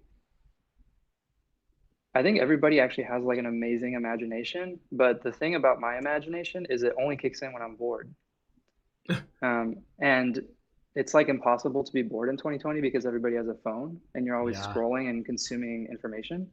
So actually, if you turn off your phone after like 2 days of turning off my phone, I get flooded with stories and images in my brain for free, fully fleshed out, and I would only have to draw them at that point. Like they just start like I go on a drive 2 days after turning off my phone and I get a fully fledged comic or like a whole episode of a show downloaded into my brain. And so I know that's there for me. I don't know if it works the same for everybody else, but I know that if I take the time and make the space, I'll have stuff to say. It's in there. It's not going to happen while I have to do my 9 to 5. Oh God, that's such a good way to say it. I talked with, or you met Deandra. Yeah. She's actually in the chat. But we talk about this all the time because to me, she creates the most like unique, original things. But because of the way that the world is nowadays, it's so hard to be original or unique because then you have this idea, you go to Pinterest to look for like inspiration, and you'll find kind of what you were thinking of, Yeah. and then you kind of get discouraged to even then create it at all. Yeah, because it's And already been done. it's already been done. And I think that's been kind of the mantra I hear from a lot of artists. It's, well, it's already done. I'm not Yeah. really contributing to anything new. I'm just rehashing the same thing. But I say that too. I mean, I definitely have that feeling. Like if I search hard enough, I could probably find the person who's doing like 90% the thing that I would try to be doing. But the whole point, is the or like the whole, 10%. is that you do 100% what you want to be doing. Yes. And even Yeah. if that's 1% different than someone else, that's actually the entire world of difference. And I can preach that, but I've basically been team like, oh well, it's already been done like my whole life because it can definitely feel like that. Like I totally empathize with that scenario, and not everybody has the luxury of taking a year off and exploring themselves. Like that's not the kind of life that we get to have in, late stage capitalist America. But But you if can. I if I can, I think I should. Yeah. Yeah. I know I'm sure you also had this in your early 20s of like, oh well, nothing's original. I'm just kind of doing what I can to survive mentality. Yeah. Uh First, there's survival before anything else. Like before you talk about all these like aspirational, like, oh, I'm gonna, bare my soul and explore my inner universe. It's like first you gotta pay the bills. explore But my inner I've been doing universe. that. I've been doing that, and I've been doing that for 5 years, for more than 5 years, for 7 years. And I'm in a good spot, and I'm very lucky. And it's not just because I'm a hard worker. I think a lot of people are being educated on the sort of on things like privilege and the complete disparity between the hands that people are dealt in Hmm. life, and especially in this country. Uh, you're, it's like I had to work less than someone who didn't have all my advantages. Yep. So like I'm fully cognizant of that. But being where I am, like knowing all that, it's like here's what I have. What am I gonna do with it? And I'm like, wow, it's actually tremendously rare what I have. It's such a rare thing that I could possibly try to risk this to try to do this thing. And so that gives me a sense of responsibility of like I should really do that Yeah. because there's people who would kill to have the same opportunity. I know, I'm sure I definitely during like the BLM movement when it first started, I had a lot of ego checks and not only that, but a lot of privilege checks on my own life. And yeah, I think I had this kind of debilitating sense of, oh, well, it's been easier for me. That's why I have the success or the perceived success, I guess. Yeah, And then I realized, you know what? Yes, I have had it easier. I have been given things along the way because of the perception of who I am as a white man in America. And I was thinking the conclusion I came to after like a week of just having like a grueling like self being hard on yourself is it's yeah, the best thing it's I a can hard do is wake up just call. be an ambassador of like positivity. I know that sounds Yeah, stupid and it's lame, but I don't care. no, it's not lame. It's not fucking lame. I think I've always believed in like leading by example. And now that Yeah, I'm 30, now that I'm super old, I believe that I want to be one of those leaders that younger kids can look up to, whoever they are. yeah, And hopefully they see like this positive force, and that I want to see other artists, not just other white gay kids, yeah, like, yeah, yeah. the whole spectrum. Well, I So, think most artists would agree that like once you understand the world and what makes the world appealing, which is just this sort of like the thing we've been talking about, magic. Magic is just infinite possibility. It's like these infinite permutations and this variety, this rich variety. Like once you understand that, and I think a lot of artists do, it only makes sense that you would want to give a voice to everyone, that you would want different voices at the table. yes. It's like it's a no-brainer. And so um I don't know where I was going with this, but the point is like I agree with like amplifying other people's voices, like because I think we genuinely Hmm. want that.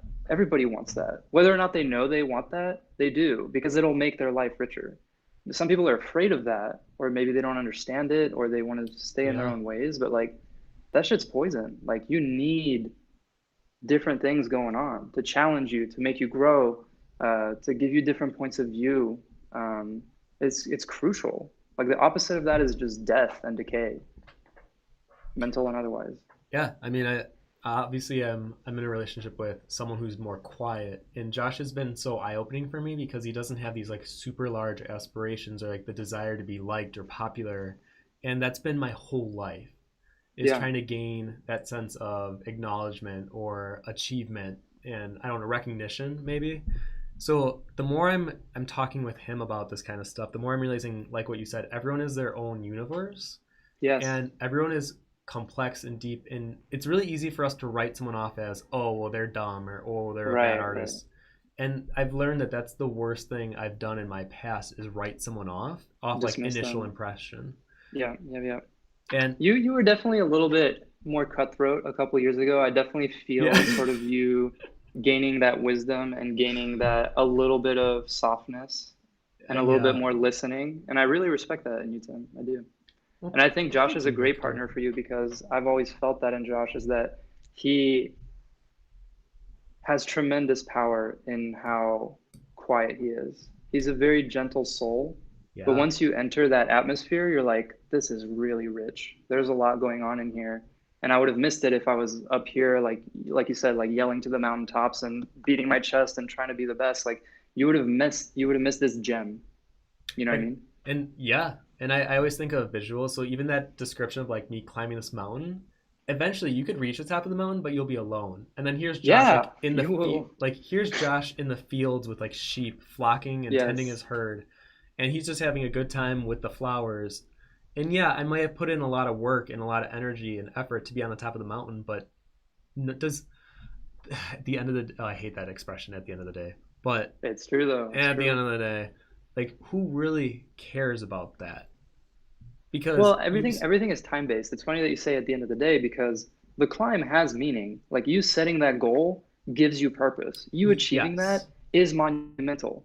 But then you wake up the next day and it's like, okay, now what? Like what is the next step? Because climbing the mountain is a verb. Being on top of the mountain is a noun, right? Ah, It's a period. And so it's like you can't just stay on top of that mountain. There might be another mountain that's more interesting now, or there might be something like you said in the fields that's worth exploring. You have to keep being able to like keep growing, keep changing, keep adapting. yeah. And Yeah. it's really weird because you have to fall in love with essentially the climb. Yeah. Because if you don't enjoy the climb, you're definitely not going to enjoy the top. No, even if you do enjoy the climb, like I said, the top is a moment. It's like a culmination. Like when you're at the awards show and like best picture, best actor, like oh, I've been working for 10 years for this, and like you Yeah. soak it all in, you're like, I did it. Or like Nathan Folks is like, your splash art is all right. And you're like, yes, I've wanted this for so long. But then you wake up the next day and you gotta start all over again. You're like, okay, well, what's next? What am I doing? Where am I Yeah. going? I think So the worst one for me is after being in Imagine FX and getting my spread or whatever, that was like a huge goal for me. And after hitting it, I didn't feel much of anything. It was yeah, like this weird apathy feeling of I wasn't proud of myself. It almost gave then it was like something to knock off my list of things to do. And I'm yeah, like, oh no. If I cross off all the things that I want to do, I'm gonna have to make up new ones. And how genuine are these new ones? Oh, right. it's a cycle. But I've learned just to kind of what you've been saying throughout this is to enjoy things thoroughly and like fully. And if you get excited about something, my big thing I learned from my job at CG Cookie was if you get excited about something, dive into it fully because you'll never Yeah, be go as excited now, about go that. now. Yeah.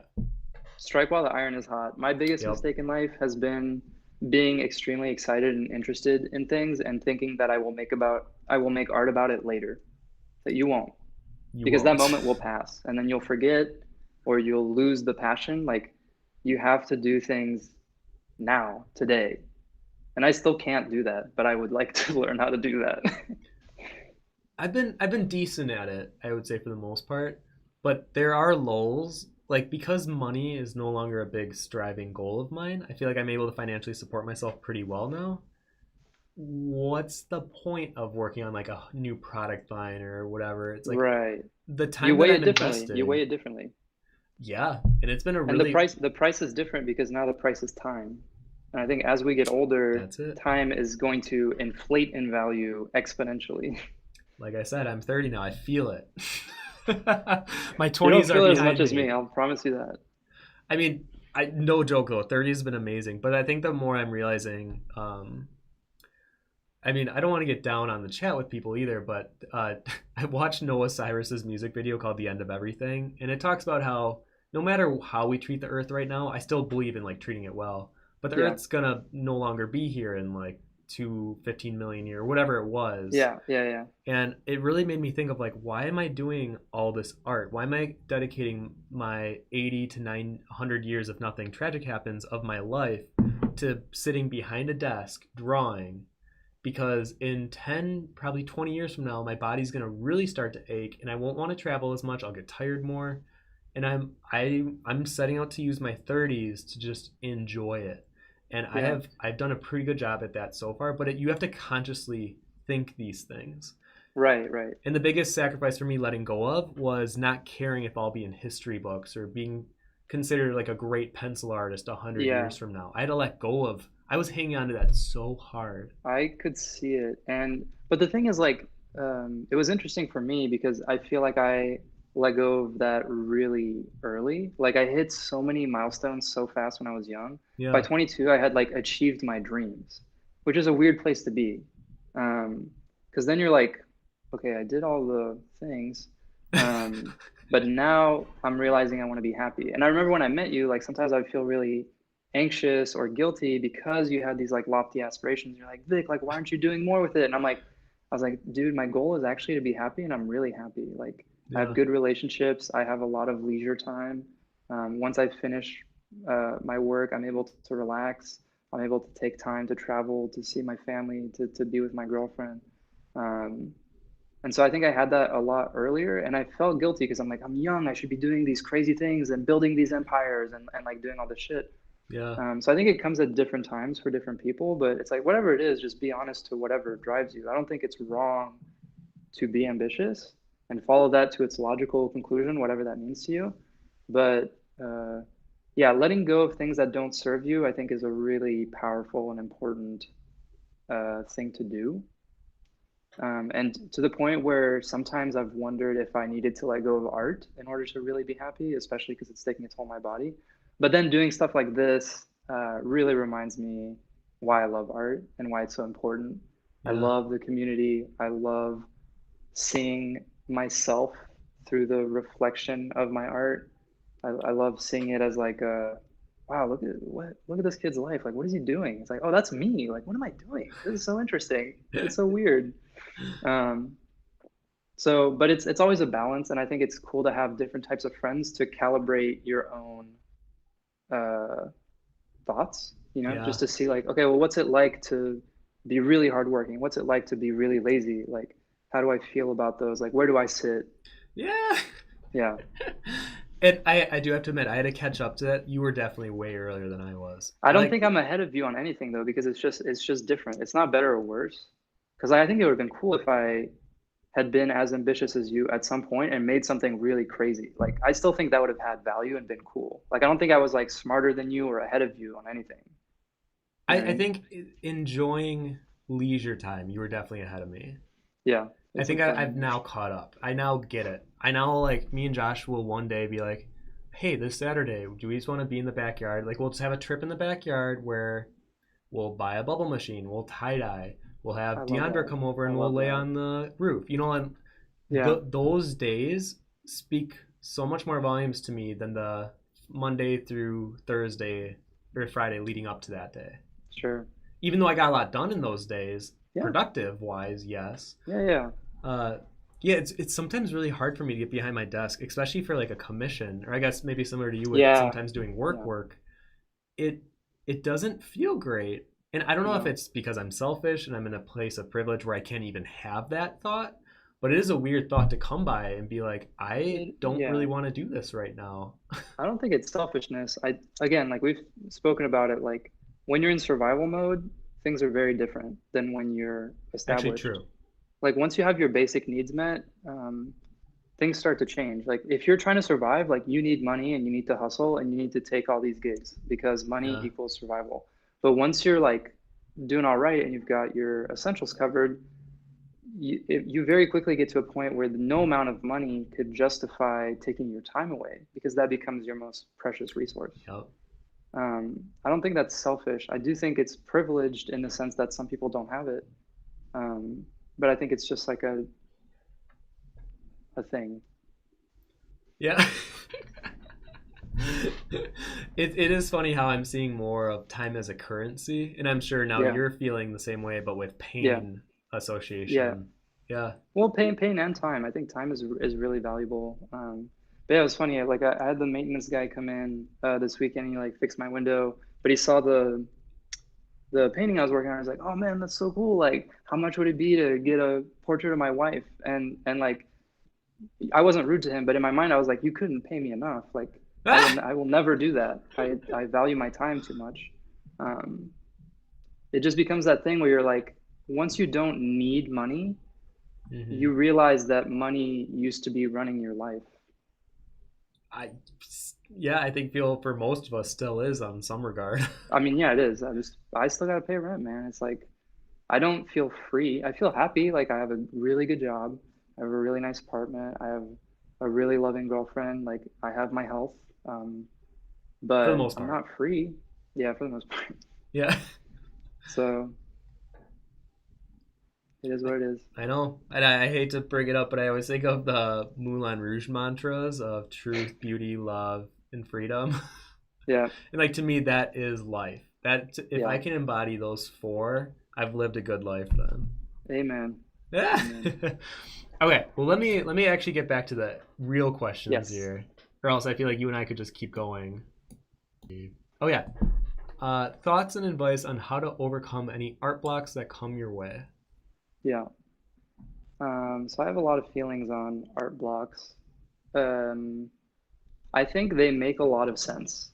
I think it would be more surprising if you didn't have art blocks than if you did. For the reason that art, Okay. uh, there's two things to it. There's like professional art where you have to show up every day and like do these things and perform these tasks, and then Mm-hmm. there's like art where you're like in the flow state.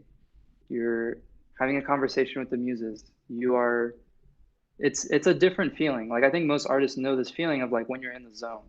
When you're in the zone and you're Yeah. creating from a space where you're in the unknown and you're like playing Legos with the fabric of the universe. And it becomes this very different experience than like pen to paper. First you warm up, like you get going, but then once you're in it, it's like it becomes this different thing. It feels really different. And so that is a magical experience. That is a Yeah. spiritual experience. That is borderline a psychedelic experience. And so to think that you can synthesize that on demand at 9 a.m. every day is ridiculous, is actually profoundly hilarious because that's not what it is. Like creativity and like Hmm. reliability or professionalism or consistency are not synonymous. Creativity is No. freedom. It's chaos. It's like sometimes you make a masterpiece, sometimes you make some garbage, and sometimes you don't want to make it all. And so I think it's important to cultivate professionalism as a skill if you're going to survive in this capitalist world. But I think if you didn't have to survive, you would never beat yourself up about an art block. Imagine a world where you're like actually just free and all your needs are covered and you're like prancing in the fields. And like some days you want to draw and some days you don't want to draw. The days you don't want to draw, you wouldn't be like, I'm having an art block. It's like, what? Like, no, you're totally fine. Like, it's like, it's just Yeah. like anything else. Like, is there something else going on in your life? Are you stressed? Are you worried about money? Are you worried about pain? Are you Hmm. concerned about what your peers are going to think about you? Like, of course that shit's going to show up and block your art. You know what I mean? Like, How can it not? there's there's stuff going on. Yeah. So, but if we're going to be pragmatic about the question, like how do you shake it off? Because we do have to grind. We do have to keep the wheels of industry turning. Anyway. So probably for me, what I do is like you shake it off, you get away from the screen. And I know many people have already said this, but like get away from the screen, go for a little walk, shake it off, see if there's anything else going on up there that maybe is more urgent. Yeah. Maybe your mom is in the hospital, or we're human. There's stuff. Maybe you haven't eaten today. Maybe you haven't worked out in 3 weeks. Like, shit, take care of yourself. Maybe your meat vehicle needs a little bit of oil in the tank. Your meat Um, vehicle. so you got to check in. You got to be honest with yourself. Like you can't just demand your brain to create masterpieces when you're not taking care of yourself and you're not taking care of your life and you don't have your Hmm. shit in order. So first check in on all that stuff. And if everything in your life is fine and peachy clean and just great, and you still can't make art, try again tomorrow. Like, do you have to do it today? Do you have to show up? Like, is it the most urgent thing? Is someone going to die? Are you going to get fired? If not, like, take a day off. What's the worst that could happen? Yeah. Because I mean, the best advice I ever received from my grandpa is just, If I have a problem, I always wake up and be like, okay, I'm good. yeah. Well, because most problems, I would say all problems are time-based. It's like you're not going to stay blocked Mm. forever. It's just like, and I'm not going to be in pain forever. I'm not going to be alive forever. I'm not going to be drawing forever. Like everything is in time. And so if there's an imbalance, like maybe it's not time to draw. Maybe you've drawn too much. Yeah. Maybe, like there's a lot of things that could be going on. But ultimately, like you need to relax. Like you can't be going into it. Stress the necessary environment for creativity to thrive. That's your job. You have to set the scene. It'll come out and play on its own. Yeah. But if you're just like, come out, little man, like do your work, then you're no better than your boss. You know what I mean? Like what would you want? What kind of space would you want to create? You would want a loving, safe, stress-free space for you to play in. That's what your creativity wants. So create that space and then your creativity will come out. Yeah. I'm sure maybe because you do have a 9 to 5 style type job, on days that maybe you're feeling rough, do you ever just, because I know I do this, I just kind of rely on my technical ability then? Be like, Sure. okay, I won't do anything super creative. I won't do thumbnails. I won't do that. I'll take a piece that maybe I've been working on that I know I can render mindlessly. Yeah.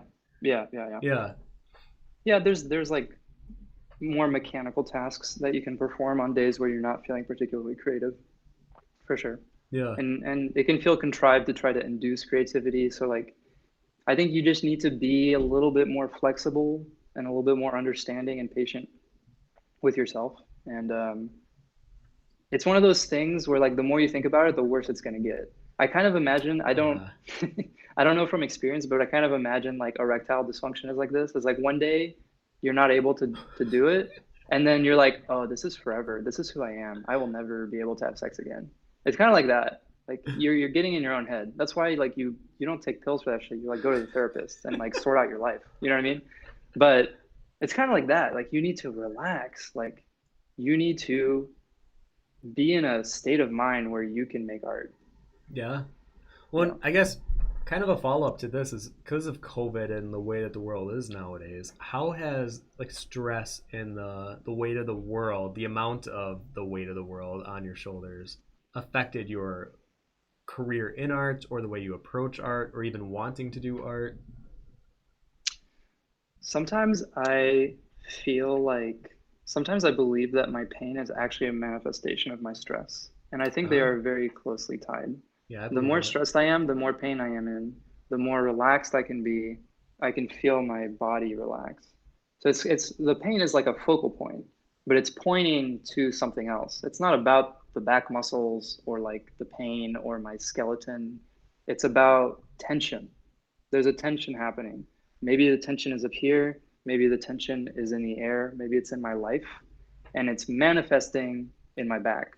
But it's Yeah. not a problem with my back, it's a problem with tension. And so I have been very overwhelmed by this year. I feel very tense. I feel like I think the thing that gets people through these types of times is like hope and hope for the future. And I don't really have that. For me, it's looking like it's going to get worse. I'm not attaching my belief system to that, but that's how things appear. And so that's an extra weight. And if Yeah. there was something I could believe would be better in the future, that would be something to look forward to. And maybe it would like take some of the burden off. But as it is, things feel overwhelmingly negative. They feel heavy. We're literally covering our mouths. We're like, okay, the air is poisonous, your neighbor's poisonous, politics are poisonous, the earth is being poisoned. Like, it's a lot. It's a lot. And ironically, in this time, I feel like art has been a little bit of an escape for me. So I actually Oh. try to come back to it as a safe haven from the world because it's like when the world is great, I don't want to make art. I want to go outside and I want to hang out with my friends.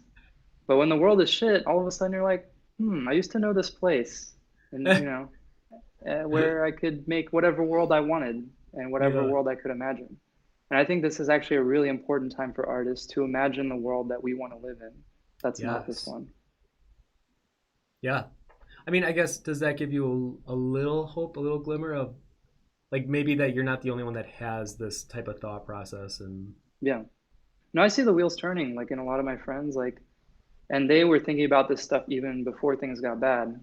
But I think that's like a big role of the artist is to show the world what could be. Because if we do that and people start acting that way, then functionally you've created that world. oh I was yeah. thinking about I was thinking about political movements like that. Like if there's injustice in the world, but you have a protest within the universe of the protest, where everyone's treating each other with respect and like equals, you've actually changed the world. You've created the conditions that didn't exist in the world before. Yeah. Does that make sense? So it's Yeah. like maybe you haven't changed the law of the United States, but on that street, you're standing side by side with your brothers and sisters in harmony and in respect and in equality. You've created the thing that systemically doesn't exist. Um, and so art is a little bit like that. You're creating the conditions that you wish existed, and by doing so, you've actually created them in a way. Is that weird? It's amazing. That's magic. It's like art can actually manifest change within other people's actions and belief systems. Yeah. And you want to And to use be that clear, for to be good. clear, to be clear, I don't think that's enough. I think there are people in this Yeah. country that are under physical duress and their bodies are threatened. They're literally damage can be done to their bodies for no fucking reason. And no amount of like magical wishful thinking is going to change that. Like that's the shit that needs to change.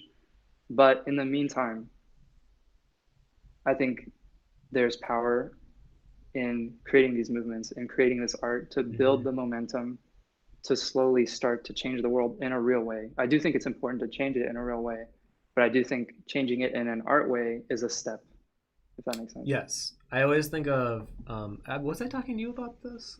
I don't remember, but it was the ways that change happen. There's a lot of people that have slow ways of doing it, like a long game, and then people that have very short, quick, effective action ways.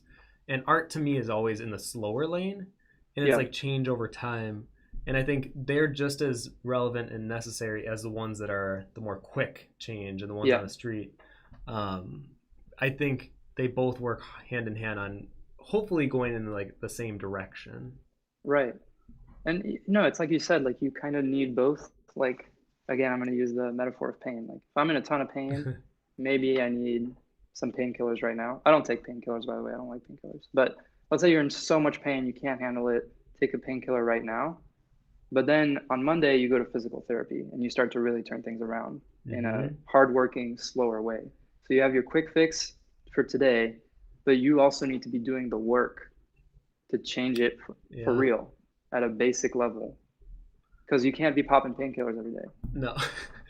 I love I maybe part of the reason I always enjoy talking with you is because you use just as many metaphors as I do when talking.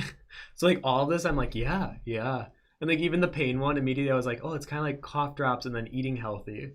Like yeah, Yeah, cough drops will do the trick in the moment, but you need to eat right. healthy so that it goes away, the phlegm goes away.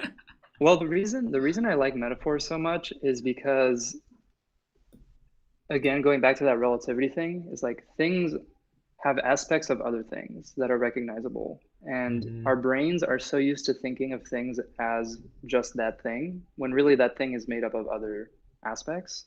And so you can isolate the aspect you're talking about by making it a metaphor. You're taking someone's frame of mind out of like chair to like, okay, this specific function of a chair is kind of like doing this thing. And so you can actually pinpoint more accurately than if you were describing the thing itself, Yep. which I think is amazing.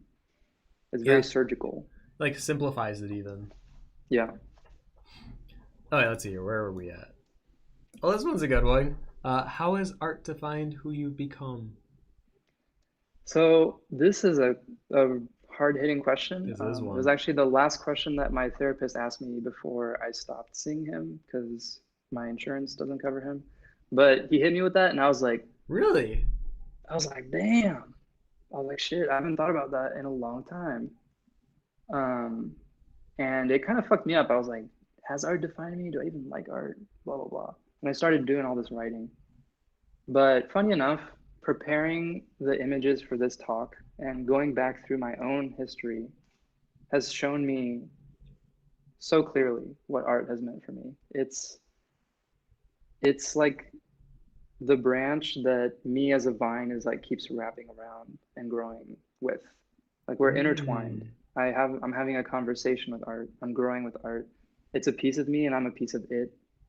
Um, it's this amazing friend on this journey that makes me not feel so alone. It's a way of seeing the world that I deeply, deeply appreciate, that has shown me that things aren't what they seem. They can be broken down, turned around, remixed, twisted. Um, it's like, again, a safe place to hide when things are bad, and it's a place to return to if things are good. It's a way to change the world. It's a way to show your appreciation for the world. It's all these things. And so for me, I'm just like, it's the greatest gift. It's my only way I could have survived this world because it's so crazy. Um, so I don't know. I don't know if that answers the question. Yeah. I mean, that was really good. I don't know. I agree with everything you said just now. And like seeing it as like a friend. I I don't know how lonely you felt as a grade schooler, but or whatever they may have called it where you came. Well, I don't know.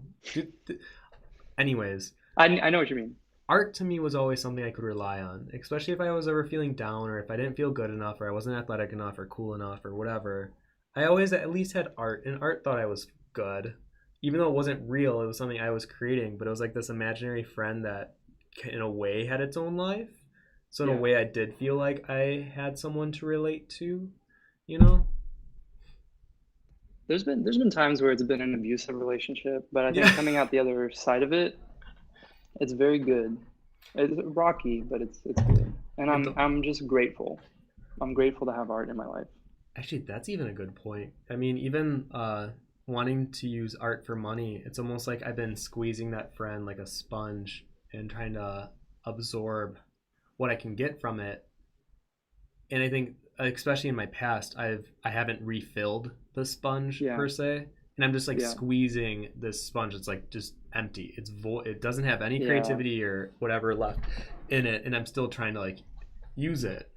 Yeah. You got to give it something back in return. Yeah, which I think for me has been life experiences. Picking, running with bubbles in my backyard and going on hikes, like dumb things that you wouldn't expect to have that much of an impact, but then They're they not do. dumb, man. They're everything. That's everything. Isn't that weird? I love that. I love that. I was tie-dyeing a shirt last month, and I was definitely in a zone. But I didn't know what I was doing. I've never tie-dyed, really. And I was just tying rubber bands, and I was just throwing colors on based on no actual art theory. And I was like, whatever comes out, comes out. I don't really care. And it was the most beautiful thing. I was like, this is the best thing I've created this year. I remember unfolding it and being like, this is the best thing I've made this year. And I think part of it came down to the fact that I had zero intention going in. I was just having fun. I was in the moment. I was actively looking at like, oh, this yellow looks interesting, and just like putting it on. I didn't really care how it blended because I was like, whatever. Yeah. And then it turned out to be, in my mind, gorgeous. Yes. You know? That's it, man. That's it. That's Anyways. Let's hear, because I want you to keep talking. I feel like I rambled too. No. That's beautiful. I'm glad that you can see that. I really am. That I can ramble. No. I'm glad that you can see the beauty in making a tie-dye shirt on a sunny afternoon. I know, that's why I hope someday you can come back here when COVID's not rampant and we can I'm ready. literally I'm ready to tie-dye. I'll make it out. It'll be funny if we hold ours up next to each other. I can just imagine mine being like this ray of sunshine, and yours is like this dark moonlit escape into a dark purples realm. and blacks. Yeah. No, actually, I have that colorful side of me. That's the thing is like I definitely kind of do. love. I'm like this weird reverse Eminem where I'm like dark on the outside, but like really just a rainbow on the inside. Wait, no, That's that's not the what an M&M opposite. is, but you know what I mean. It's I like, like what having both M&M are sides you of me. biting into that's like mix of colors? No, I totally get it though. Yeah, I like having those different aspects. Yeah. Well, yeah, I could tangent here, but I'll keep going. I'll keep going. Okay. So, what is the best advice to an artist just starting out and to an artist struggling with where they are at? So, it's kind of a two-part question. Okay. Um, so my sort of, I'll do the philosophical answer and then the pragmatic answer. Yes. That's what I do. So the philosophical answer is like realize that you are at a point in time, not a point in space. Like you think you're in a place, like I'm in young bad artist mode. I'm bad. But no, you're in a point in time on your personal journey. Mm. And your journey is going to span potentially your whole life. So there's no rush.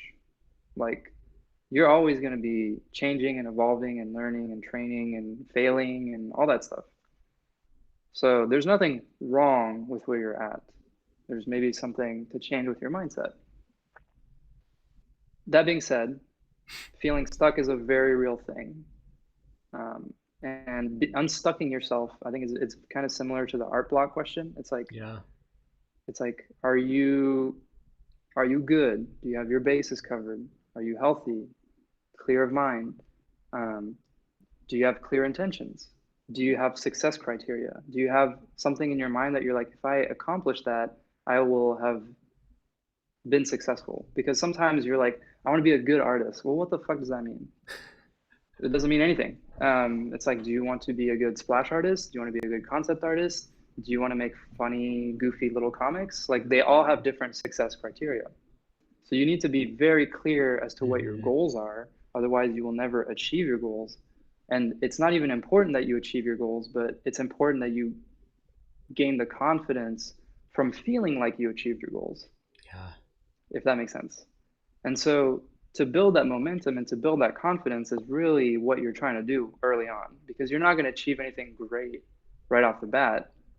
So you need to work on finding the love to get you through the pain. Yeah. Like the reason I'll never be a bodybuilder is because like if I work out like 2 days in a row, I'm like, this is so boring. I hate it. And the problem is like to have a beautiful, strong body, like you need to love it enough to do it every day. Like it needs to be your life. So it's the same with art. You need to be doing it so much that you have no choice but to get better. It's inevitable that you get better because you're doing it so much.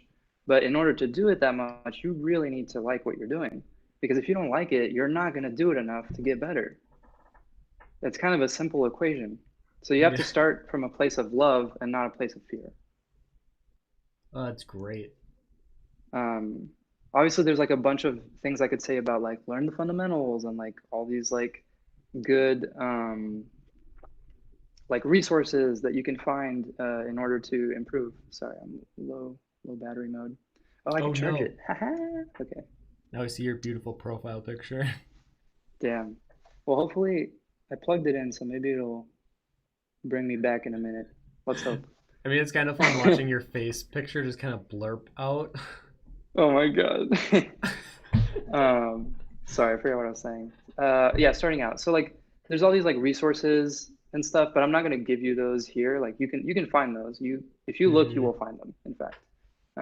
But what I'm here to say rather is like start from a place of love, and if you care about it, you will put it together and you'll make it happen. And you can sort of rest assured that if you put in the work over time, you will improve and you will get to your goal. It's like math. Yeah. Well, and I think you summed it up really well because yeah, there's a lot of resources and YouTube videos or whatever that you could direct people to, but you're just even talking about, are you sure you want to even go on this path? Like, Yeah. is this something you're looking forward to? Like, do you want to go hiking? Do Yes. you have the boots Yep. for it? Do you have a backpack? Do you have water? You had, and then go Yeah. for it. Oh, there you are. D- Look, there's your yeah, there we go. space. There we go. It's like don't become a sailor if you hate the ocean. Don't become a pilot if you hate the Yeah. sky. You know what I mean? Like just it has to make sense. It has to make sense for you. And I'm lucky in that I never had to question it because for whatever reason, since I Same. was born, I like to draw. So that's nice. And sometimes I wonder how much I like to draw, but at the end of the day, I love it. So if you don't have that, it's gonna be difficult. It might not be very smart to go down that route. Yeah. I mean, I guess from me to you, like personally, how often do you are not feeling drawing, not feeling art, not feeling whatever, and then you're kind of just like doing a grocery list or something, and you like do a little noodle on the Yeah. side, and you're like, oh yeah, like this is Yeah. great. Yeah. When I'm on a call or like during a meeting, I'll always just draw swirlies. I love drawing swirlies. Just like random. Little swirlies. And then they'll swirl into each other. I feel like I need to see some of these in the future. They're very basic. It's literally a swirly. Like I don't know if you Google swirly, it's probably Really? it. Okay. So you never find I don't. yourself like drawing something you've watched recently or like a sword or something? When I was younger, like I was definitely drawing like little Naruto ninjas on all my homework. Yeah. Okay, really quick, another side personal question. Favorite character in Okay. Naruto?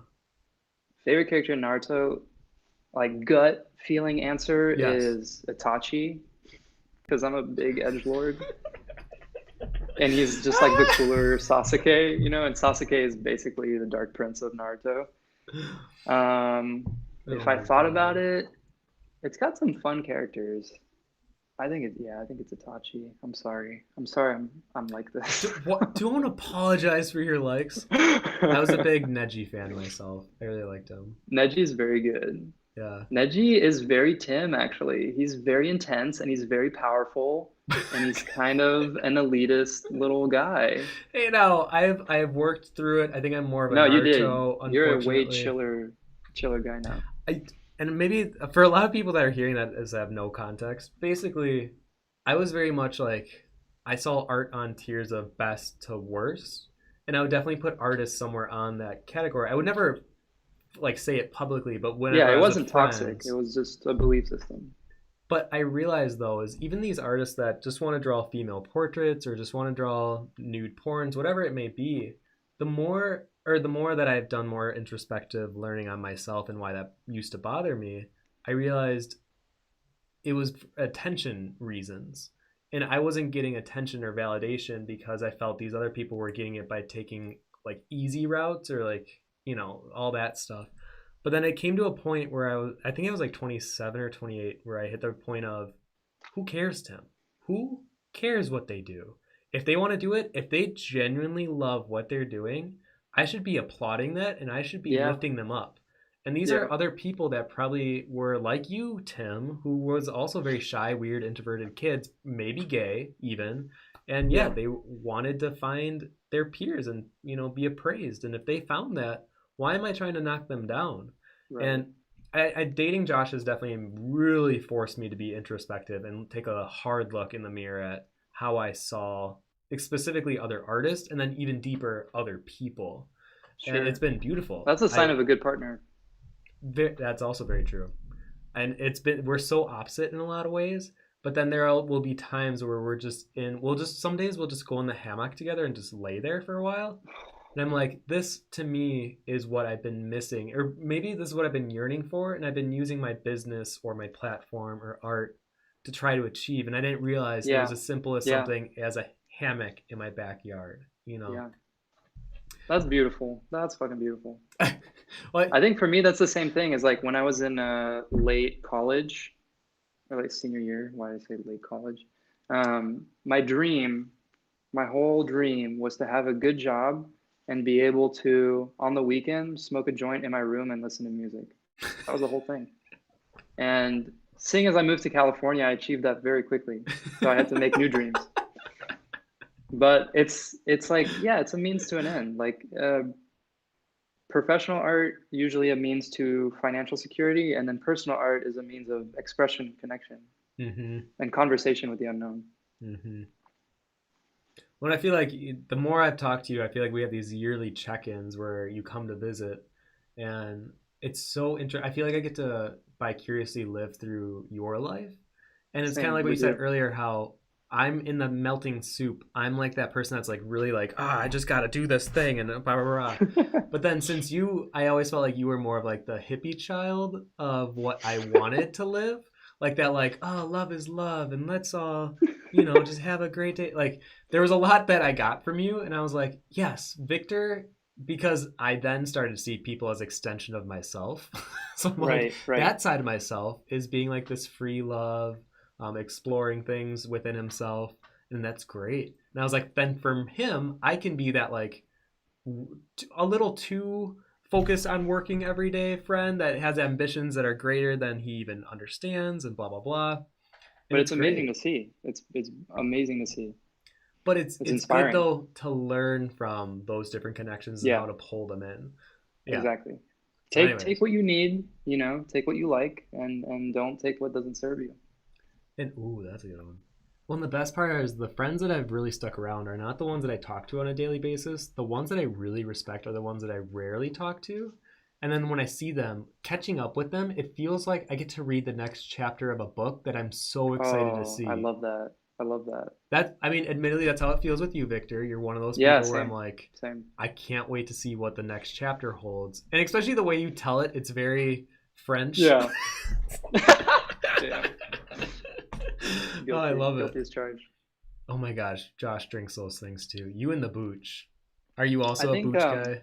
do you know what my take is on kombucha? What's your Is I take? think it's just like yeah, it's like a hippie California version of soda. It's just like a sugary drink that people think is healthy. It's how I get my sugar fix. Basically, I thought I didn't have a sweet tooth. I'm like, oh, I'm a savory man. Like I just salt everything. Like I don't like sweet stuff. Yeah, And then I like take a long hard look at my life and I'm like, I'm just drinking kombucha every day. This is just sugar. This is yeah. literally just sugar. There's a lot in there. That's how I felt about like teas that I was drinking, like Arizona or Sobe or whatever. And then I Yeah. realized, oh, this is just sugar. Yeah. Well, you put me onto the fact that fruit juice is like that. I remember the last time I visited, you're like, Yeah. that's just sugar. Like I'd rather eat a cookie if I'm gonna eat this much sugar. And I was like, whoa, like That was a weird one for me to learn when I was like when I watched this documentary about fruit juice and I was like, oh my god. They yeah, like showed the comparison they of did what you that. could eat instead to get like the same amount of sugar. Obviously, there's some nutritional value more in like Sure. orange juice than a cookie, Vitamins and but but it's so funny. It's like I regardless, feel like the evil of the world, and I'm not saying sugar is evil, but the negative things in life are always evolving and they're like taking on new shapes so that they can yeah, like infiltrate the mainstream. So like sugary drinks that are just there to make a huge profit margin, like these are $5 a pop. Like I know for a fact they're just making bank on these and it's just a way of printing money. So yeah. instead of like trying to sell me soda, because I'm not gonna drink soda, it's gonna fuck with my teeth and Coca-Cola is evil and all that stuff. They're like, here's this new thing, kombucha. It's like, okay, it's good for your gut. It's like, what does that mean? It's like that's like when they're like, milk helps your bones grow. Anyway, There's so many tangents. I'm thinking of all the advertisements of like good for your soul. But then even yeah. before that, where you're like sugar's not the villain, immediately my thought process went to I used to watch Timmy the Tooth as a kid, and one of the villains I don't yeah, don't Google it. It's like a stop motion tooth. Um, but the villains was like this gingivitis plaque looking guy, and then his sidekick was the sugar peppermint thing. I'm like, no sugar can be a villain. Oh my god, Ah, God. amazing. Okay, anyways. Moving on. What the next question is what advice would you give about being authentic in your work? So we've touched on a lot of this stuff throughout our conversation today, but Yeah. basically my take on this, and it's changed over the years, and it very much touches on basically the revelation you recently had, but I think it is the most important thing you could possibly do is just to be yourself. Um, and there are going to be people out there who are haters, or maybe they're pressuring you to do something else. Society is going to tell you to do something else. And all these different forces are going to try to mold you into something. But if you can have the strength and clarity and space to express yourself authentically, there is there is just nothing better. And secretly, everybody wants that, and they want to see that. And the saddest thing is like that's not really what's encouraged by our society and capitalism. Like you're pressured to be a product. Um, but if you can ever get past the survival stage, and I hope you do, seeking to be authentic, I think is incredibly beautiful and important. And something that struck me that made me a little bit sad is recently I participated in Lightway Art Lab, which is a art gallery in somewhere, Minneapolis? No, maybe. Anyway, it's an art gallery, and they were hosting scholarships for recent grads. And I gave out 3 scholarships. And I got to meet each of the artists. Like we had a video call, and I just want to like catch up with them and learn about them and their journey and see where they're headed. And the thing they all had in common is they all like apologized at some point for who they were. They or like they were like, oh yeah, you know, I love doing these like sort of slow pace, like noir comics, but I feel like people aren't gonna like it because it's not fast enough. Or like, oh, you know, my fantasy work is informed by reading and research instead of like playing Zelda. And they think that people won't accept them because of who they are.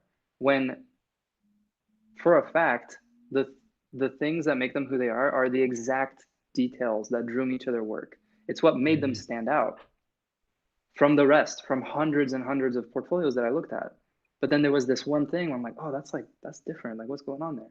And they like think that's not okay, or they apologize for it. They're like, oh, that's what I have to change. I'm like, no, that's your golden ticket. Yeah. That's who you are. Like, that's your way out of this. Is like, we want to see that. So try to reframe the things you think you have to change and re-examine if they're actually not the things that make you incredibly special. Yeah. It's one of those weird things you almost have to live it. Like people can tell you all the time, Yeah. and just know that it's true. Like everything Victor just said is true. And I'm sure maybe you had something similar, but for me it was definitely coming to terms with being gay. And I had a lot of people dog on my art when I was in my early 20s. They would say very mean things about it. They would call it Justin Bieber knockoff. Like there was just horrible things. But now Sure. now that I'm older and I'm more out, I get a lot of DMs and I get a lot of people at cons that have told me how much it's meant to them, and then they were able to get through their process. And that's the connection that I think art is trying to establish and build upon. Yes. And you're right, by being more authentic, you're going to be able then to reach someone that's going through something similar or feeling. It doesn't even have to be sad, it could be even like a happy thought, but that connection is still a very strong one. Yeah. And it's why I kind of struggle with like most people who know me or know my work know it from Riot. And I think that's really cool. Like I have nothing against splash art, but if someone tries to connect with me on the basis of Splash was a goal I used to have. Like I wanted to be a top dog fantasy illustrator making the kind of images that would blow kids' minds and like they would want to grow up and paint stuff like that. And since that's no longer the case, if someone like reaches out about Splash, like I'll still like answer their questions and stuff, but I'm like, that's not the stuff that drives me. That was like a challenge I set for myself and I achieved it. And now I kind of want to move past it. Yeah. And so that's where sort of the urgency of making personal work comes in, is like people are going to keep having conversations with me about the work that I'm making. And the work that I'm making is Riot stuff. But that's not the conversation I want to have. And if I want to have a different conversation, it's up to me something different out into the world. Yeah. To be honest, it was kind of weird advertising for the stream even because I had to use this Riot thing a lot. And I just remember at the third time I did it, I was like, God, but you know what? To me, that's not Victor. Like, yeah, he works at Riot, yes. But when I talk to him, we never talk about that stuff ever. When you're here, we never talk about that. No. And I think, and I wanted people to come here and like get to hear who you are, because I think you're so fascinating. And the fact that Riot is where you are is just like one small component of who Victor is. And I think we get so focused on thinking that small factor encompasses the entirety of who we are. Right. And so there's a little bit of a disconnect there. I mean, I'm proud to be working on Arcane. I've always dreamed of working on an animated show. I think the quality is incredible and it's going to be an amazing project. But it's getting harder and harder to justify being at Riot every year when it's so obvious to anybody who knows me that I'm trying to have a very different conversation. Well, I mean, I don't even know if you can say this, but does it have somewhat of a release date? It's weird. I don't think I'm allowed to talk about it in the first place, but with the whole COVID thing, Yeah. like it's anybody's guess. Yeah. Okay, but within like 3 years, you think? Again, I'm not gonna answer Ah! the intent. I think the intended release date was like I don't want to say something wrong, but yeah, I think it's safer if I just don't comment Yep. on You know it. what? But Nope. Yep. We're yeah, passing. We're moving on. Moving on. let's just be Didn't safe. ask Let's it. just be safe. Nope. Okay. So those were actually my 10 questions. So now we're gonna get into the user questions. Are you ready? I am ready. All right. So there are a couple Instagram ones, and then we'll go into user ones. So if anyone listening right now, if you want to have a question that me to pass to Victor, ask it now. Put at Vonnart. I feel like I'm stumbling with words right now. Tim, slow down. If you have a question for Victor, put at Vonnart. I will see it. I will find it. I will write it. I'll ask him. Okay. So moving on with the first Instagram question. Do you use reference for your character poses? And if so, how do you obtain it? Yes.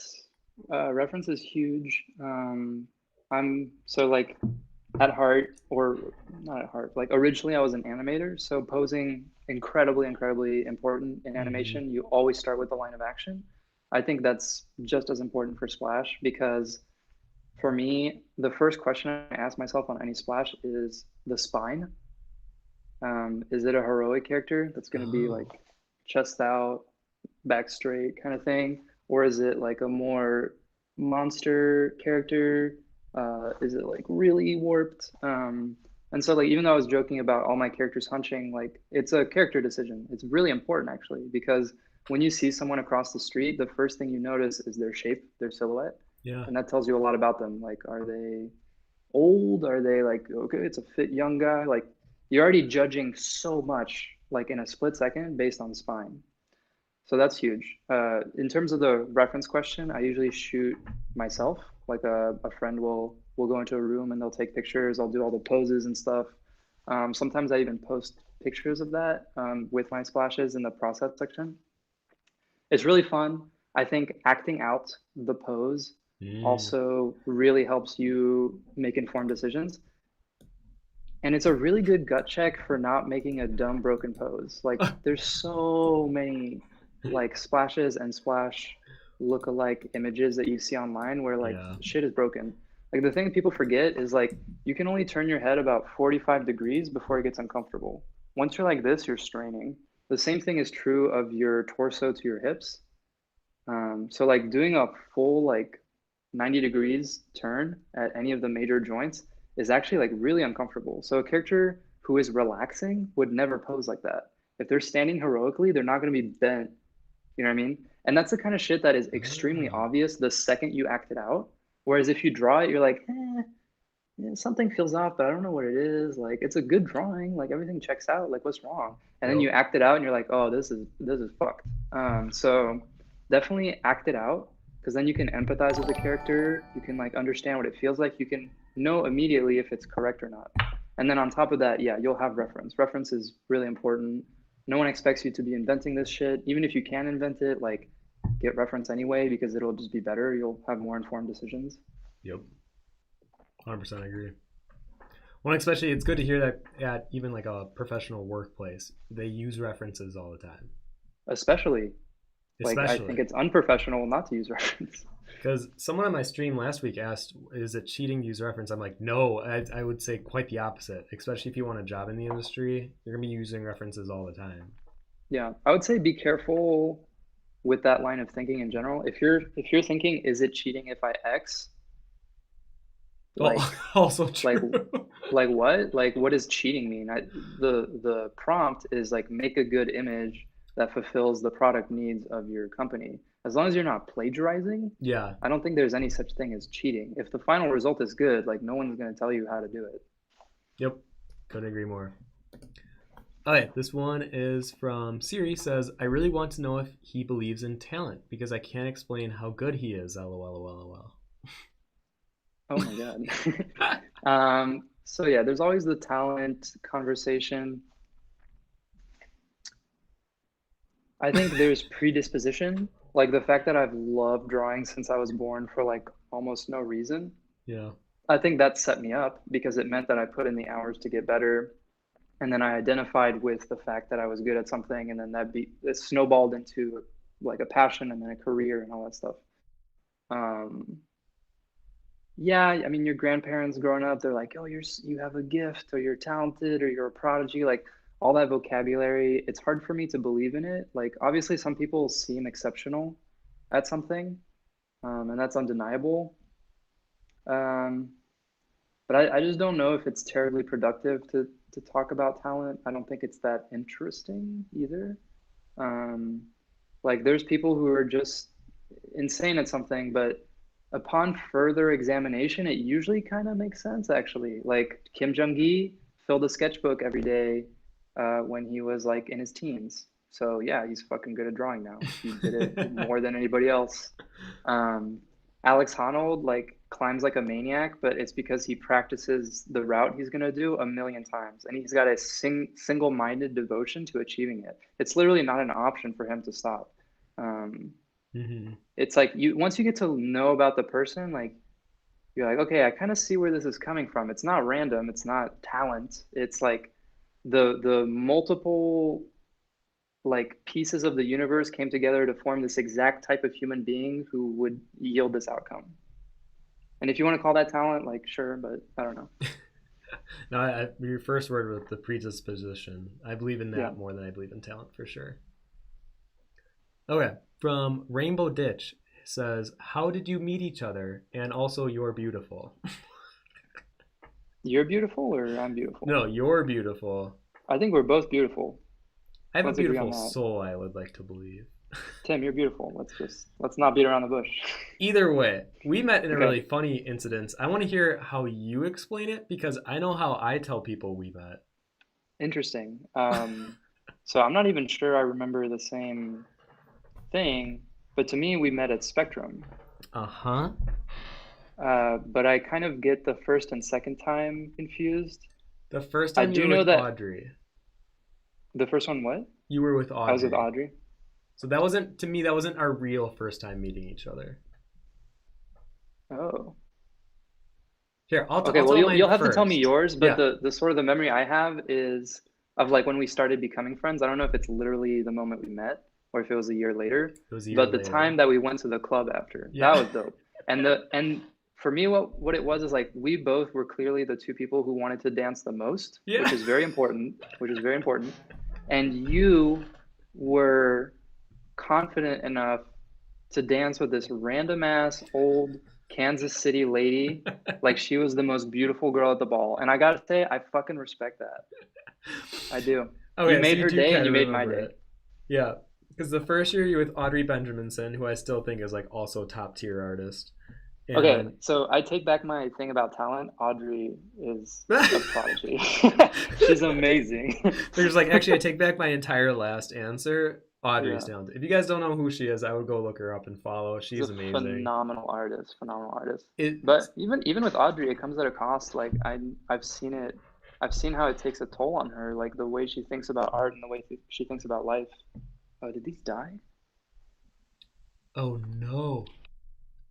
Okay, well, can you still hear me though? Oh yeah. Is the sound quality okay, or can you hear the AC? I mean, you sound good to me. You're like a little delayed, but Okay. good enough.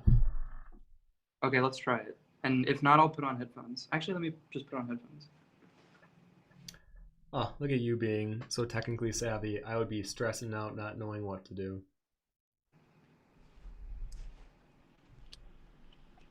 Whoa, just plug in real quick. The real gamer is coming out now. Testing, testing. There we go. Okay. But yeah, so I met you at Spectrum. You were sharing a booth with Audrey, and I was like, why do these two not have their own booth? They're clearly good enough.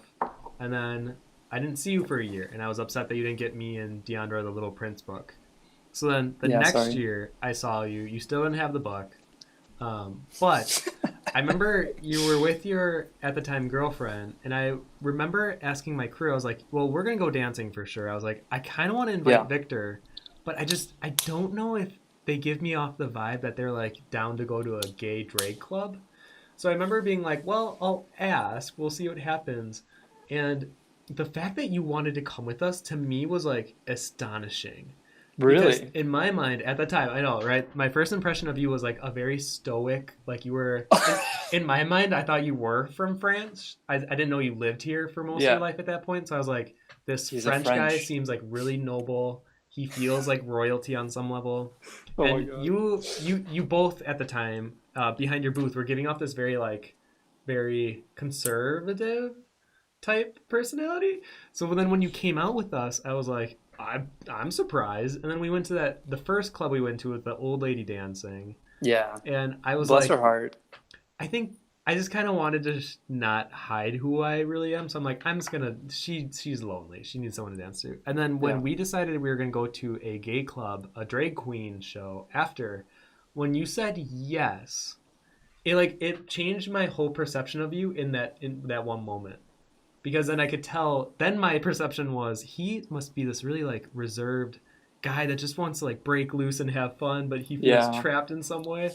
And it was a great night. It was a You great night. danced a hell of a lot, and you danced more than some of my friends that like I've gone clubbing with them at almost every con at that point. And I was like, God, he's great. So the next day, I just wanted to go to your booth and talk to you for hours, and that's what I did. That's awesome. I love that. Yeah, and then Yeah, I I love invited you to come dancing. up. I always forget I love dancing, especially like when you're trapped in your apartment all the time. But yeah, it's like the best. People should dance. Yeah. I didn't even think I was much of a club person until I went, and then you kind of take out the stigma of like picking up people, or because I never really had that anyways. I was No, like, me neither. I'm one of those people that are like, I just like dancing. Yeah, like I don't go to the club to meet people. Honestly, the club to me like feels like the worst place to meet someone. You like can't hear each I other. agree. Like you can't see anything. Like it's good for dancing. I'm gonna dance. Right?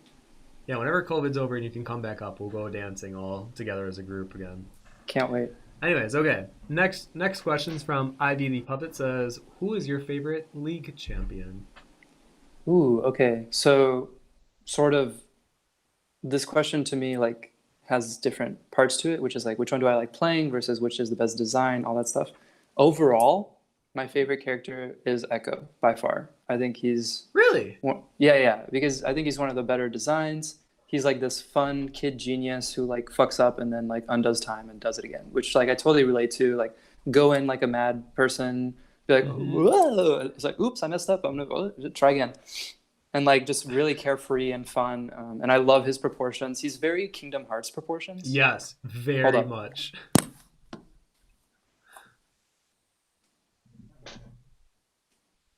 Ah!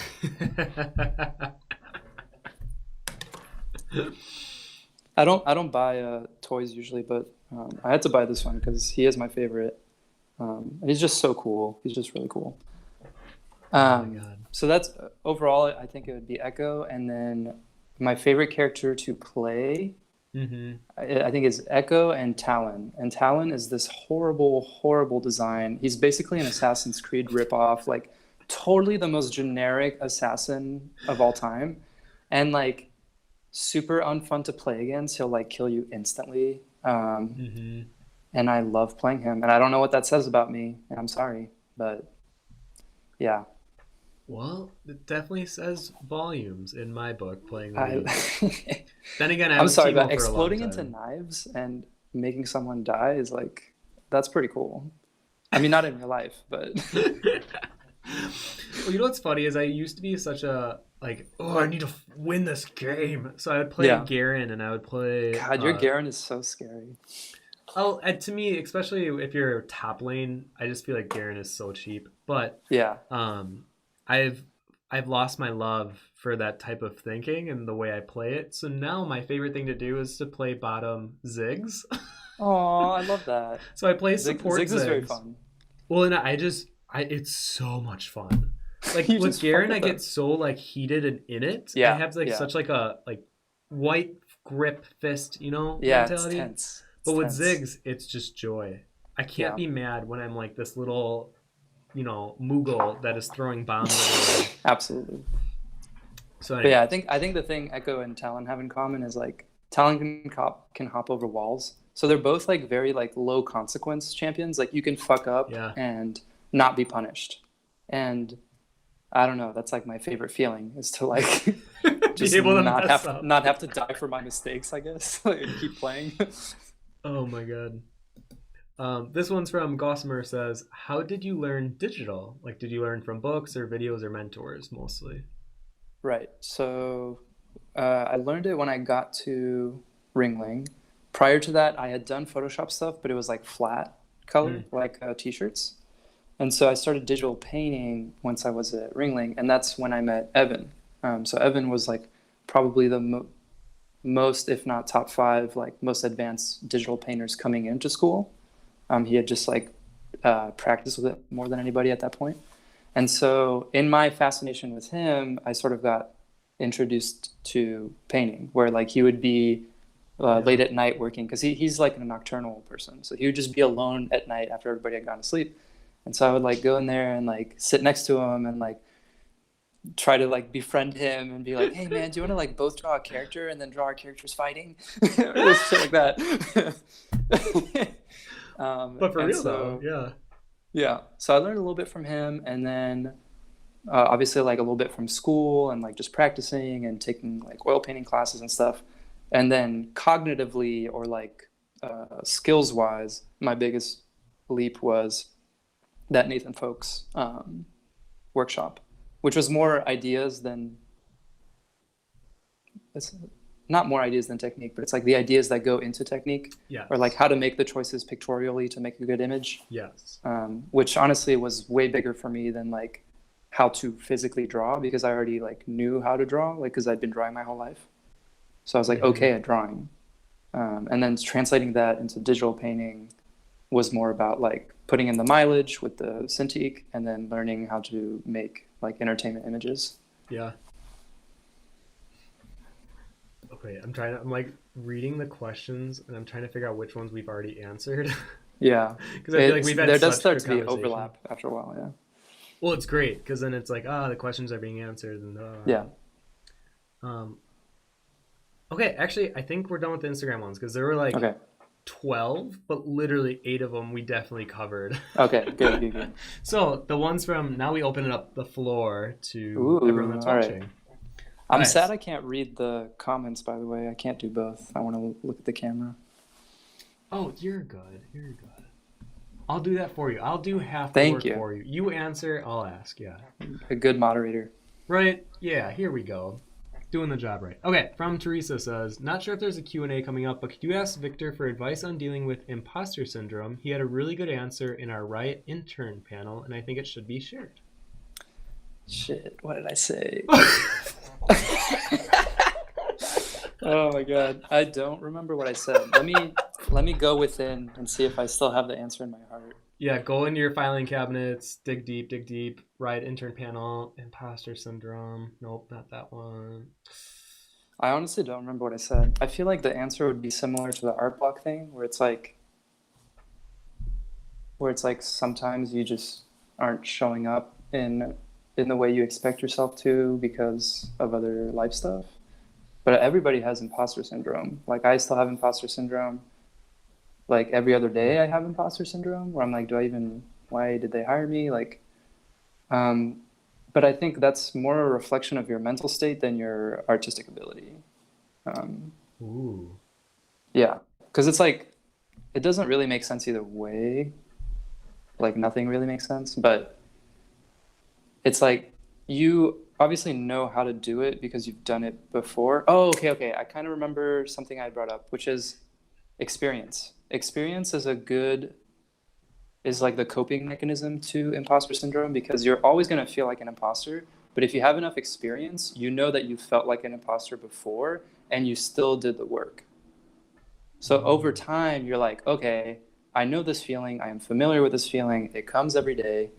And I've been through this enough times to have the confidence to know that it's okay to feel this way, and that I will get through today. And at the end of the day, I will have made something. And I just need to do that every day, and eventually I'll have made something good.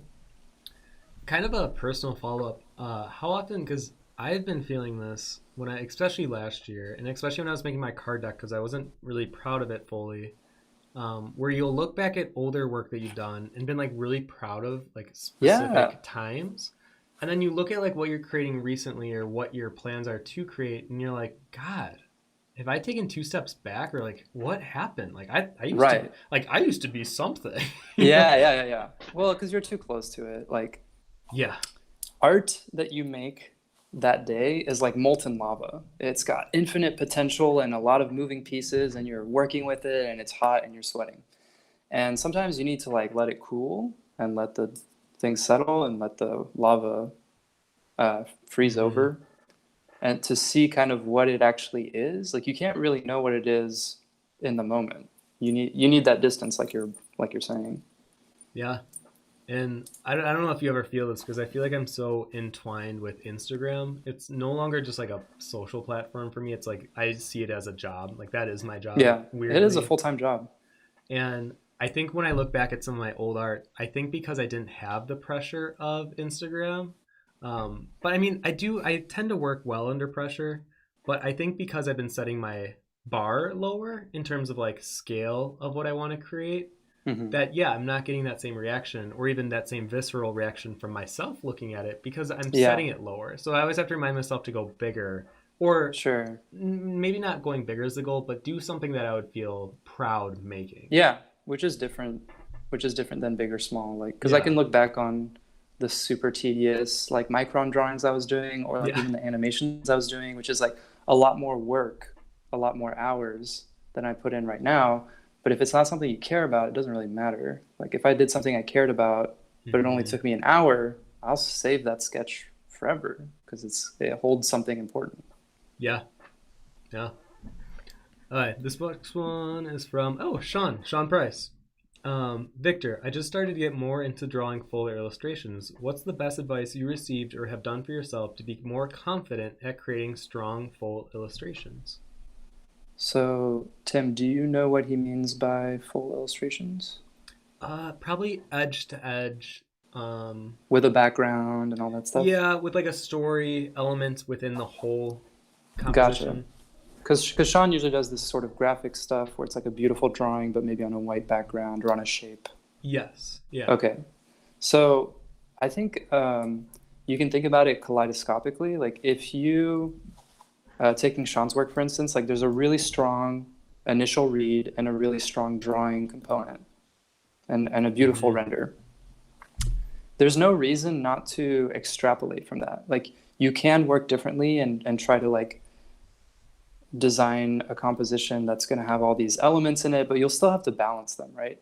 So you can sort of work from where you're at, which is like, okay, I already have the centerpiece, um, but how do I branch out from that?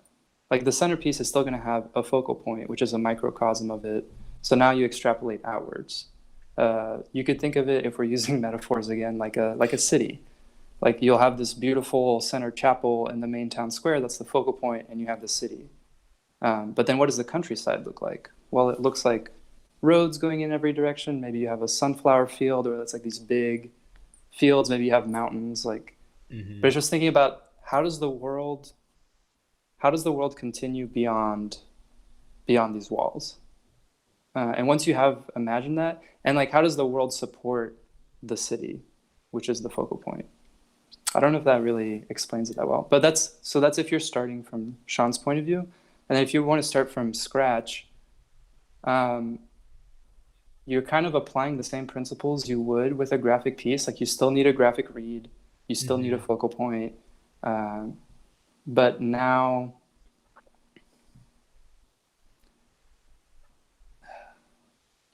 it's kind of a complex like visual question. Well, and I feel like you mentioned a lot earlier with Nathan Fox and the way that he works. It's like adding things in the composition that point or direct to your vocal point in the piece. Yeah, And it could even be background elements that, like maybe you have trees that literally have the branches pointing to the vocal right, point, right. or you have heat spotting, or how do you call Yeah, it? Temperature spotting, where you want the yeah. focal point to be. But it's still going to be lower contrast than your main stuff. So Hmm. it's just more supporting elements. Like you already know how to use supporting elements, but now the environment becomes a supporting element or a framing element or a like a time and place. Like it becomes context for your character. It's like, okay, where do they live? What time period? Yep. What time of day? What lighting? Like it's the stage. It's the stage for your actor, so to speak. How is express like composition wise? Like, what mood are you going for? Yeah, it's super important. And I think that's why you see really successful ones that are very simple. Because if the mood, Yes. let's say, is confident, you could literally just have one person like sword in a skull, and Yeah. that's it. Like no background Yeah, yeah, elements, and that conveys that idea so perfectly that I I don't know how you feel about this, but I struggle with the idea of going full illustration all the time because I've found such success in like pockets of like simple drawings that Yeah. express something very clearly, and then I think I complicate Simplicity it. and clarity are super underrated, and I think Mhm. people think more is more, but really like less is more. And like even if you're adding a background, like clear, simple staging will beat out detail every time. Because let's say, again, going back to the play analogy, like if you're watching a play and there's so many set pieces and like you can't see the actors and you don't know where you are and you don't know what's going on and everything's like bright red, you're like, you don't know what the hell's going on. Like it's just meant to set the mood, set the scene.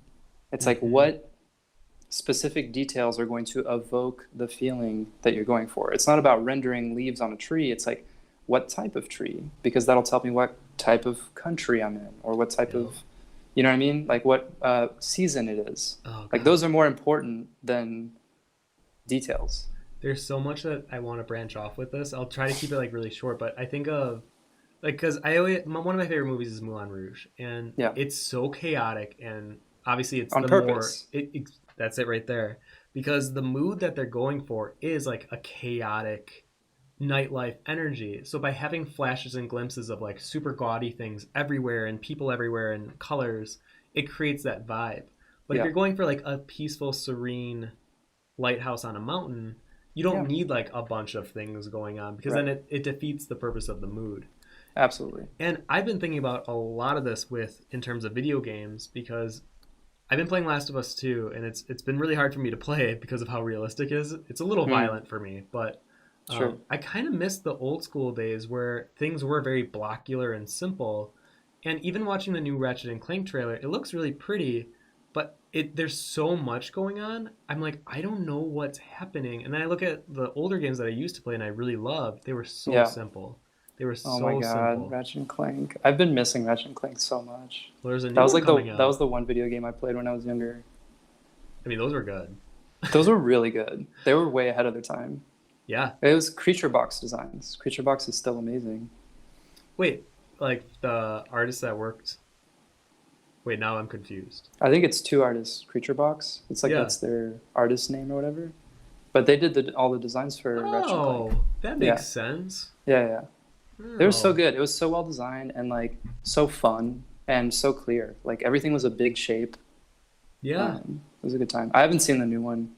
It's too bad if they over detailed it. It was literally my biggest issue with the Wind Waker remake is everything had a Gaussian blur light Yeah, they to like it. totally missed the point.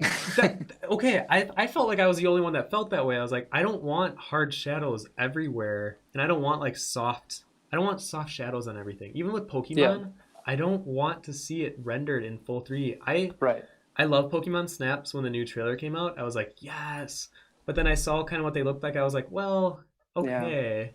And it depends. Like some people really like having those aspects of realistic light in their game. Why? And some people really like when you remove that and then you're left with a stylized impression. Yeah. So it's like, I don't think it's wrong either way, but I think what made Wind Waker interesting was its style. And so to backtrack and try to, it doesn't really mesh. Like Right. if you wanted it to look realistic, you would have made it realistic, but they didn't. So why are you trying to? And I hate But that anyway. they called it upgraded visuals on the back. I was like, Yeah. no, I do not That's agree that's with pretty that. classic like normie culture where you're like, we've added these real life elements to make it better, and it's like, well, in art, it better doesn't work like that.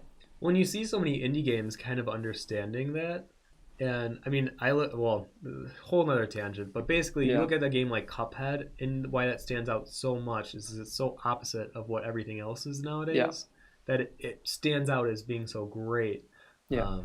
So I hope Well, I think that hopefully goes back some to like success criteria is like different games have different success criteria. If you're trying to make a really realistic experience, then maybe The Last of Us is successful. I haven't played it yet, but so that's one way of judging it. But if you judge every game on if it's as realistic as The Last of Us, you have completely missed the point. And that's totally applicable to film, to games, to everything. So it's just like appreciate that there are different types of experiences. Like it's for the best. Yeah, I think I just get upset when it seems like as a population or as a culture, we campaign one. Yeah. And I'm like, like it's like superhero movies. Everyone's like, that's the epitome of black. I'm like, well, yeah. I mean, that's how you feel. It can seem that way, but I think that's an isolated incident and the pendulum swings. Like it feels that way in America, but then if you're not in America, like they don't have these dumb superhero movies.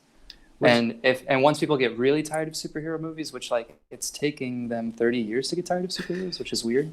Like we're eventually gonna like move past it or evolve them. That's why I have such a I'm no longer as pessimistic as I used to be with either films or games or whatever, because I've kind of seen it happen where you see the pendulum then shift a different direction, and you're like, oh, finally. So anytime like this moment, like if anything's really popular that you're not really digging, it's like don't worry, it'll in pass. A couple of years it'll pass. Yeah, it will change. Let's see here. Oh, this one's from Deandra.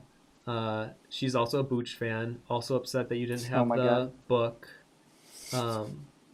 But her question is, what kind of conversation do you hope / envision yourself having after Riot? So I think it goes back to the two projects I was talking about. And if I had to summarize what conversation each of them were having, the first one is about magic and about the fact that if you go looking for it, you will find it. I think a lot of the best sort of media that we grew up on that talks about magic has these portals. They always have a portal, whether it's the wardrobe in The Lion, the Witch, and the Wardrobe, or if it's like platform 9 3/4, or it's of course I'm going to draw a blank here. Any of the Miyazaki portals, like in Spirited Away when she moves through the red building. In Howl's Moving Castle, it's like going into the mountain or whatever. And to me, the portal is just the character examining the universe and actually looking under the carpet. Because like things appear to be a certain type of way, but on closer inspection, you realize that there's something else going on. And if you follow that, you'll discover this whole universe of magic. So that's kind of the conversation of the first project, is about going on that, being open to seeing and going on that quest for magic in the world because it's there. Yep. You've got to train yourself to look for it. Yeah, you will find it. And that's the thing is like, that's the thing that's kind of funny about life and about our society and like even stuff like science is like, science is like, hey, if you observe this type of way, you'll receive this result. And then they're like, look at us, we've predicted the whole universe. It's like, no, you've predicted this type of parameter. Like particles behave differently when they're being observed than when they're not. So science is like, hey, look, under these exact conditions, this exact thing happens every time. It's like, cool. That's not, I mean, that's great. Like I love science. I'm not hating on science. But the thing about magic is like, if you go into something without expectations, with an open heart and an open mind, and you're just waiting to be surprised, like who knows what you'll find. And if that's not more exciting than like a controlled experiment, I don't know what is. Anyway, science is real. Please believe in science. Okay, so I was like, Victor is also a flat earther. Just here we go. Okay, and then the second conversation, the 7 sins question, is a conversation with yourself about the vices that exist in you, or the vices that exist in society and therefore exist in you. The idea that the evil you see in the world, as much as you want to dissociate from it and say, that's not me, I reject this, that's them, I would never, the only way to transmute that pain and that evil that you see in the world is to examine it in yourself. And it's also about like caricaturing those things and laying them bare. Because I think, ironically, like we live in a time where vices are so obvious and so in your face that it feels cartoony. Like Trump feels like a cartoon. Like if 10 years ago or 5 years ago you had designed a villain in a movie that was Trump, people would be like, this is unrealistic. This like you're not even trying. This is like a fucking cartoon. Mm-hmm. So it's kind of a weird time to be alive. And like the original point of Seven Sins was to sort of show that, except now it's like that's what reality is. So I'm gonna have to come up with like an even more Ridiculous. like you can't get more obvious than like how evil manifests nowadays. Oh, I gotta charge it again. I do like when it pops to this because it looks like this model that I'm talking to. Let's see. All right, last recourse, no headphones. Here we go. We're on the home stretch. Home stretch. Yeah, there's only a couple more questions, and that's it. We did it. I mean, we did just pass the 3-hour mark, so congratulations. This is officially what a lot of the people watched would call a long interview. I see.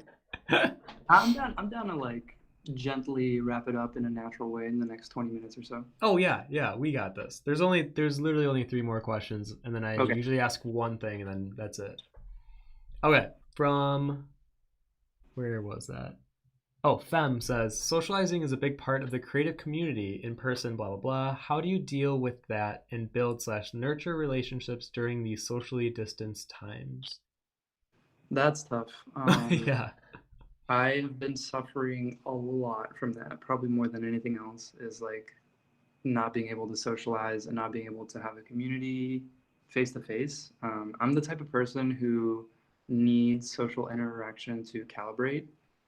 Like because I am so sensitive and I'm so overwhelmed by emotions all the time that I need people to talk to. I'm like, this thing is happening. Is it a big problem? Is it a small problem? I don't know. And they're like, oh, big, that's normal, man. Don't worry about it. And I'm like, oh, cool. Or they're like, yeah, that is really a big problem. I'm like, okay, I thought so. Thank you for agreeing with me. Like, but I need that. Like, I need someone to bounce off of. You know what I mean?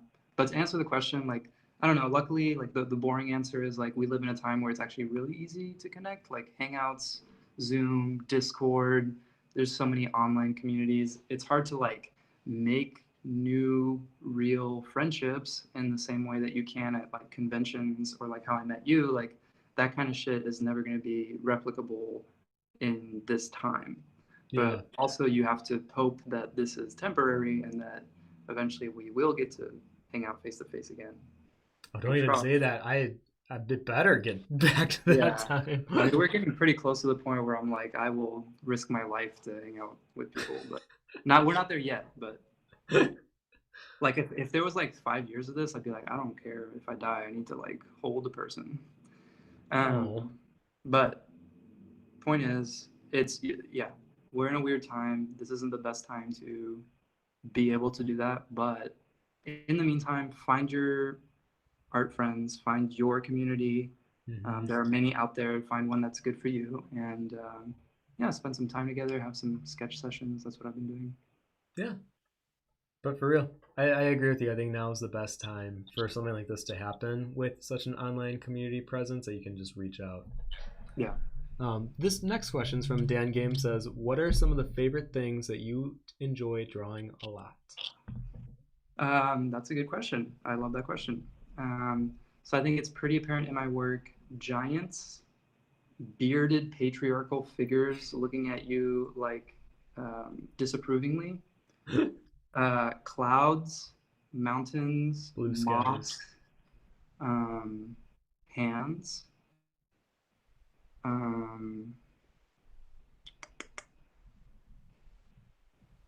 I think those would be my top ones. Yeah. Any like, if you had to draw something right now that you knew you'd be happy drawing, what would that one thing be? Probably like a little demon hunched over. Yeah. A little gremlin. All right, the last community question is from Seal. Says, how does music affect your work, and do you get a lot of inspiration from music? Yes, music is so big. Music is another one of those like incredibly powerful, beautiful things that exist in life, like art, that can hold memories, it can hold frequencies, it can hold like the feeling of a time and place when things were a certain way, where you had certain types of friends and the world felt like this or that. For me, like there's a couple artists that encapsulate my early 20s in California, and I always return to that. It sort of good feeling of like endless summer and like new job and like doing all this stuff. And it's for me, it's like SZA and Anderson .Paak. And then like when I'm feeling like angsty, it's like Kendrick Lamar. When I'm feeling nostalgic, I'll go back to like, you know, some fucking late 90s white shit like Death Cab for Cutie, Ah! Transatlanticism specifically, that album. Or like I had an EDM phase, so like Dead Mouse and stuff. Like sometimes very rarely I'll go back into that if I need to boogie. So music is huge. And then do I listen to music when I make art? Like usually, yeah. Like sometimes I'll just have headphones on and nothing playing because I like silence and I need to think. Sometimes I'll listen to Oh. podcasts. I've been feeling kind of a drought of music recently. Maybe it's because I'm not researching enough, or maybe because I'm not interacting with people who are exposing me to their favorite music. Ah. But I feel like nothing in the last like year or so has like hit me in the same way that old albums used to. So maybe I just need to ask around. But yeah, feeling kind of meh about music right now, and I would love to have like a new favorite album. Oh man. Yeah, Victor, I gotta send you at least a couple songs. Please, please do. Like Wood Kids creating music again. I feel like Ooh, 2020 is. Woodkid. It's Yeah, gonna be just next. Google Goliath by Wood Kid after this is over. Okay. It's pretty good. Okay, so now that we're at the end of the interview, this was really good, by the way. I always like to throw this like extra question at the end now because I think it's good for someone to answer this honestly. Sure. So, Victor, as of right now in your life, do you feel you are happy? Yeah, I'm really happy. And actually, a big part of that is that I met someone and I fell in love late last year. And I've been seeing the pictures. I'm like, I want to get to know this person. They seem super cool.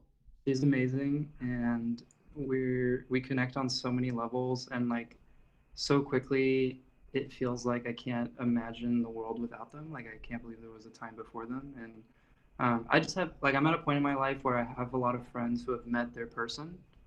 And I Yeah. see how beautiful that is. And you know, I don't want to jinx it. It's early, but I feel like I maybe have found that for myself. And honestly, it's like a really big source of happiness for me. Um, I think if you know me, you know that I'm kind of a romantic and that this is a huge aspect of my life and my Yeah. happiness. And like I could be crushing it in art and in life and doing all this shit and having all this money and it like would not do it for me. I'm a person who needs to be in love because it carries me through the darkest times and all the pain and all the suffering. Um, and so, yeah, I'm very happy. Do you feel like you got that from either of your parents? I don't know. I mean, they've always been in love, and I you know, I love them, and I see them. Like, I don't think I consider them particularly romantic or like eccentric or anything like that. They're solid, like, and their love is beautiful. But I don't really know where I get that. I think I got that like weirdly enough, probably from like pseudo toxic media when I was a child of like the Disney fantasy or like the Uh, Moulin Rouge fantasy. Um, oh, I know. and Don't remind me. yeah. So like sometimes I took it too far or it was in a weird place. But now that I'm older and I've sort of calibrated it, I think it's a really positive thing for me.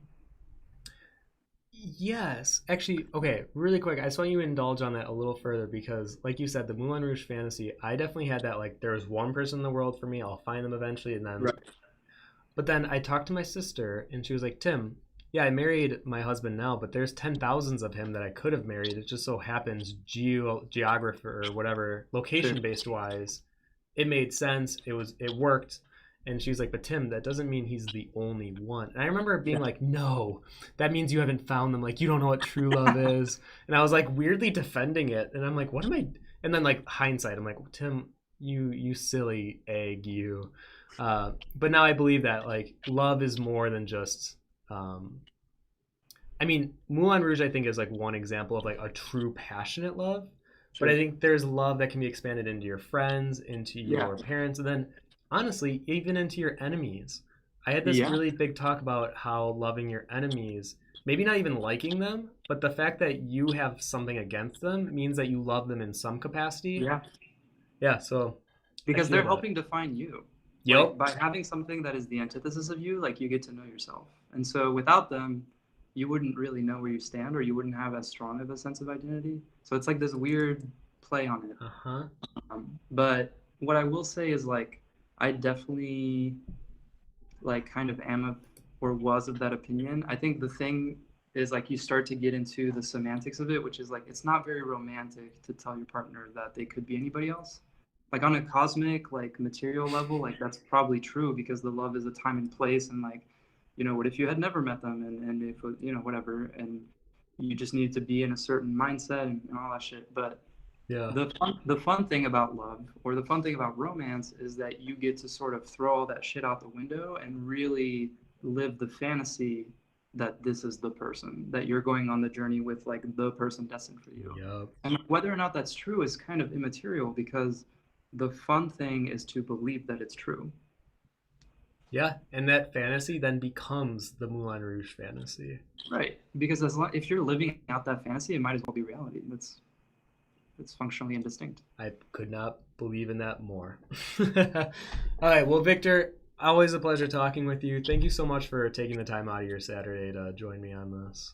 Best time spent. And I love you, man, and thanks for having me. I really appreciate it. Oh.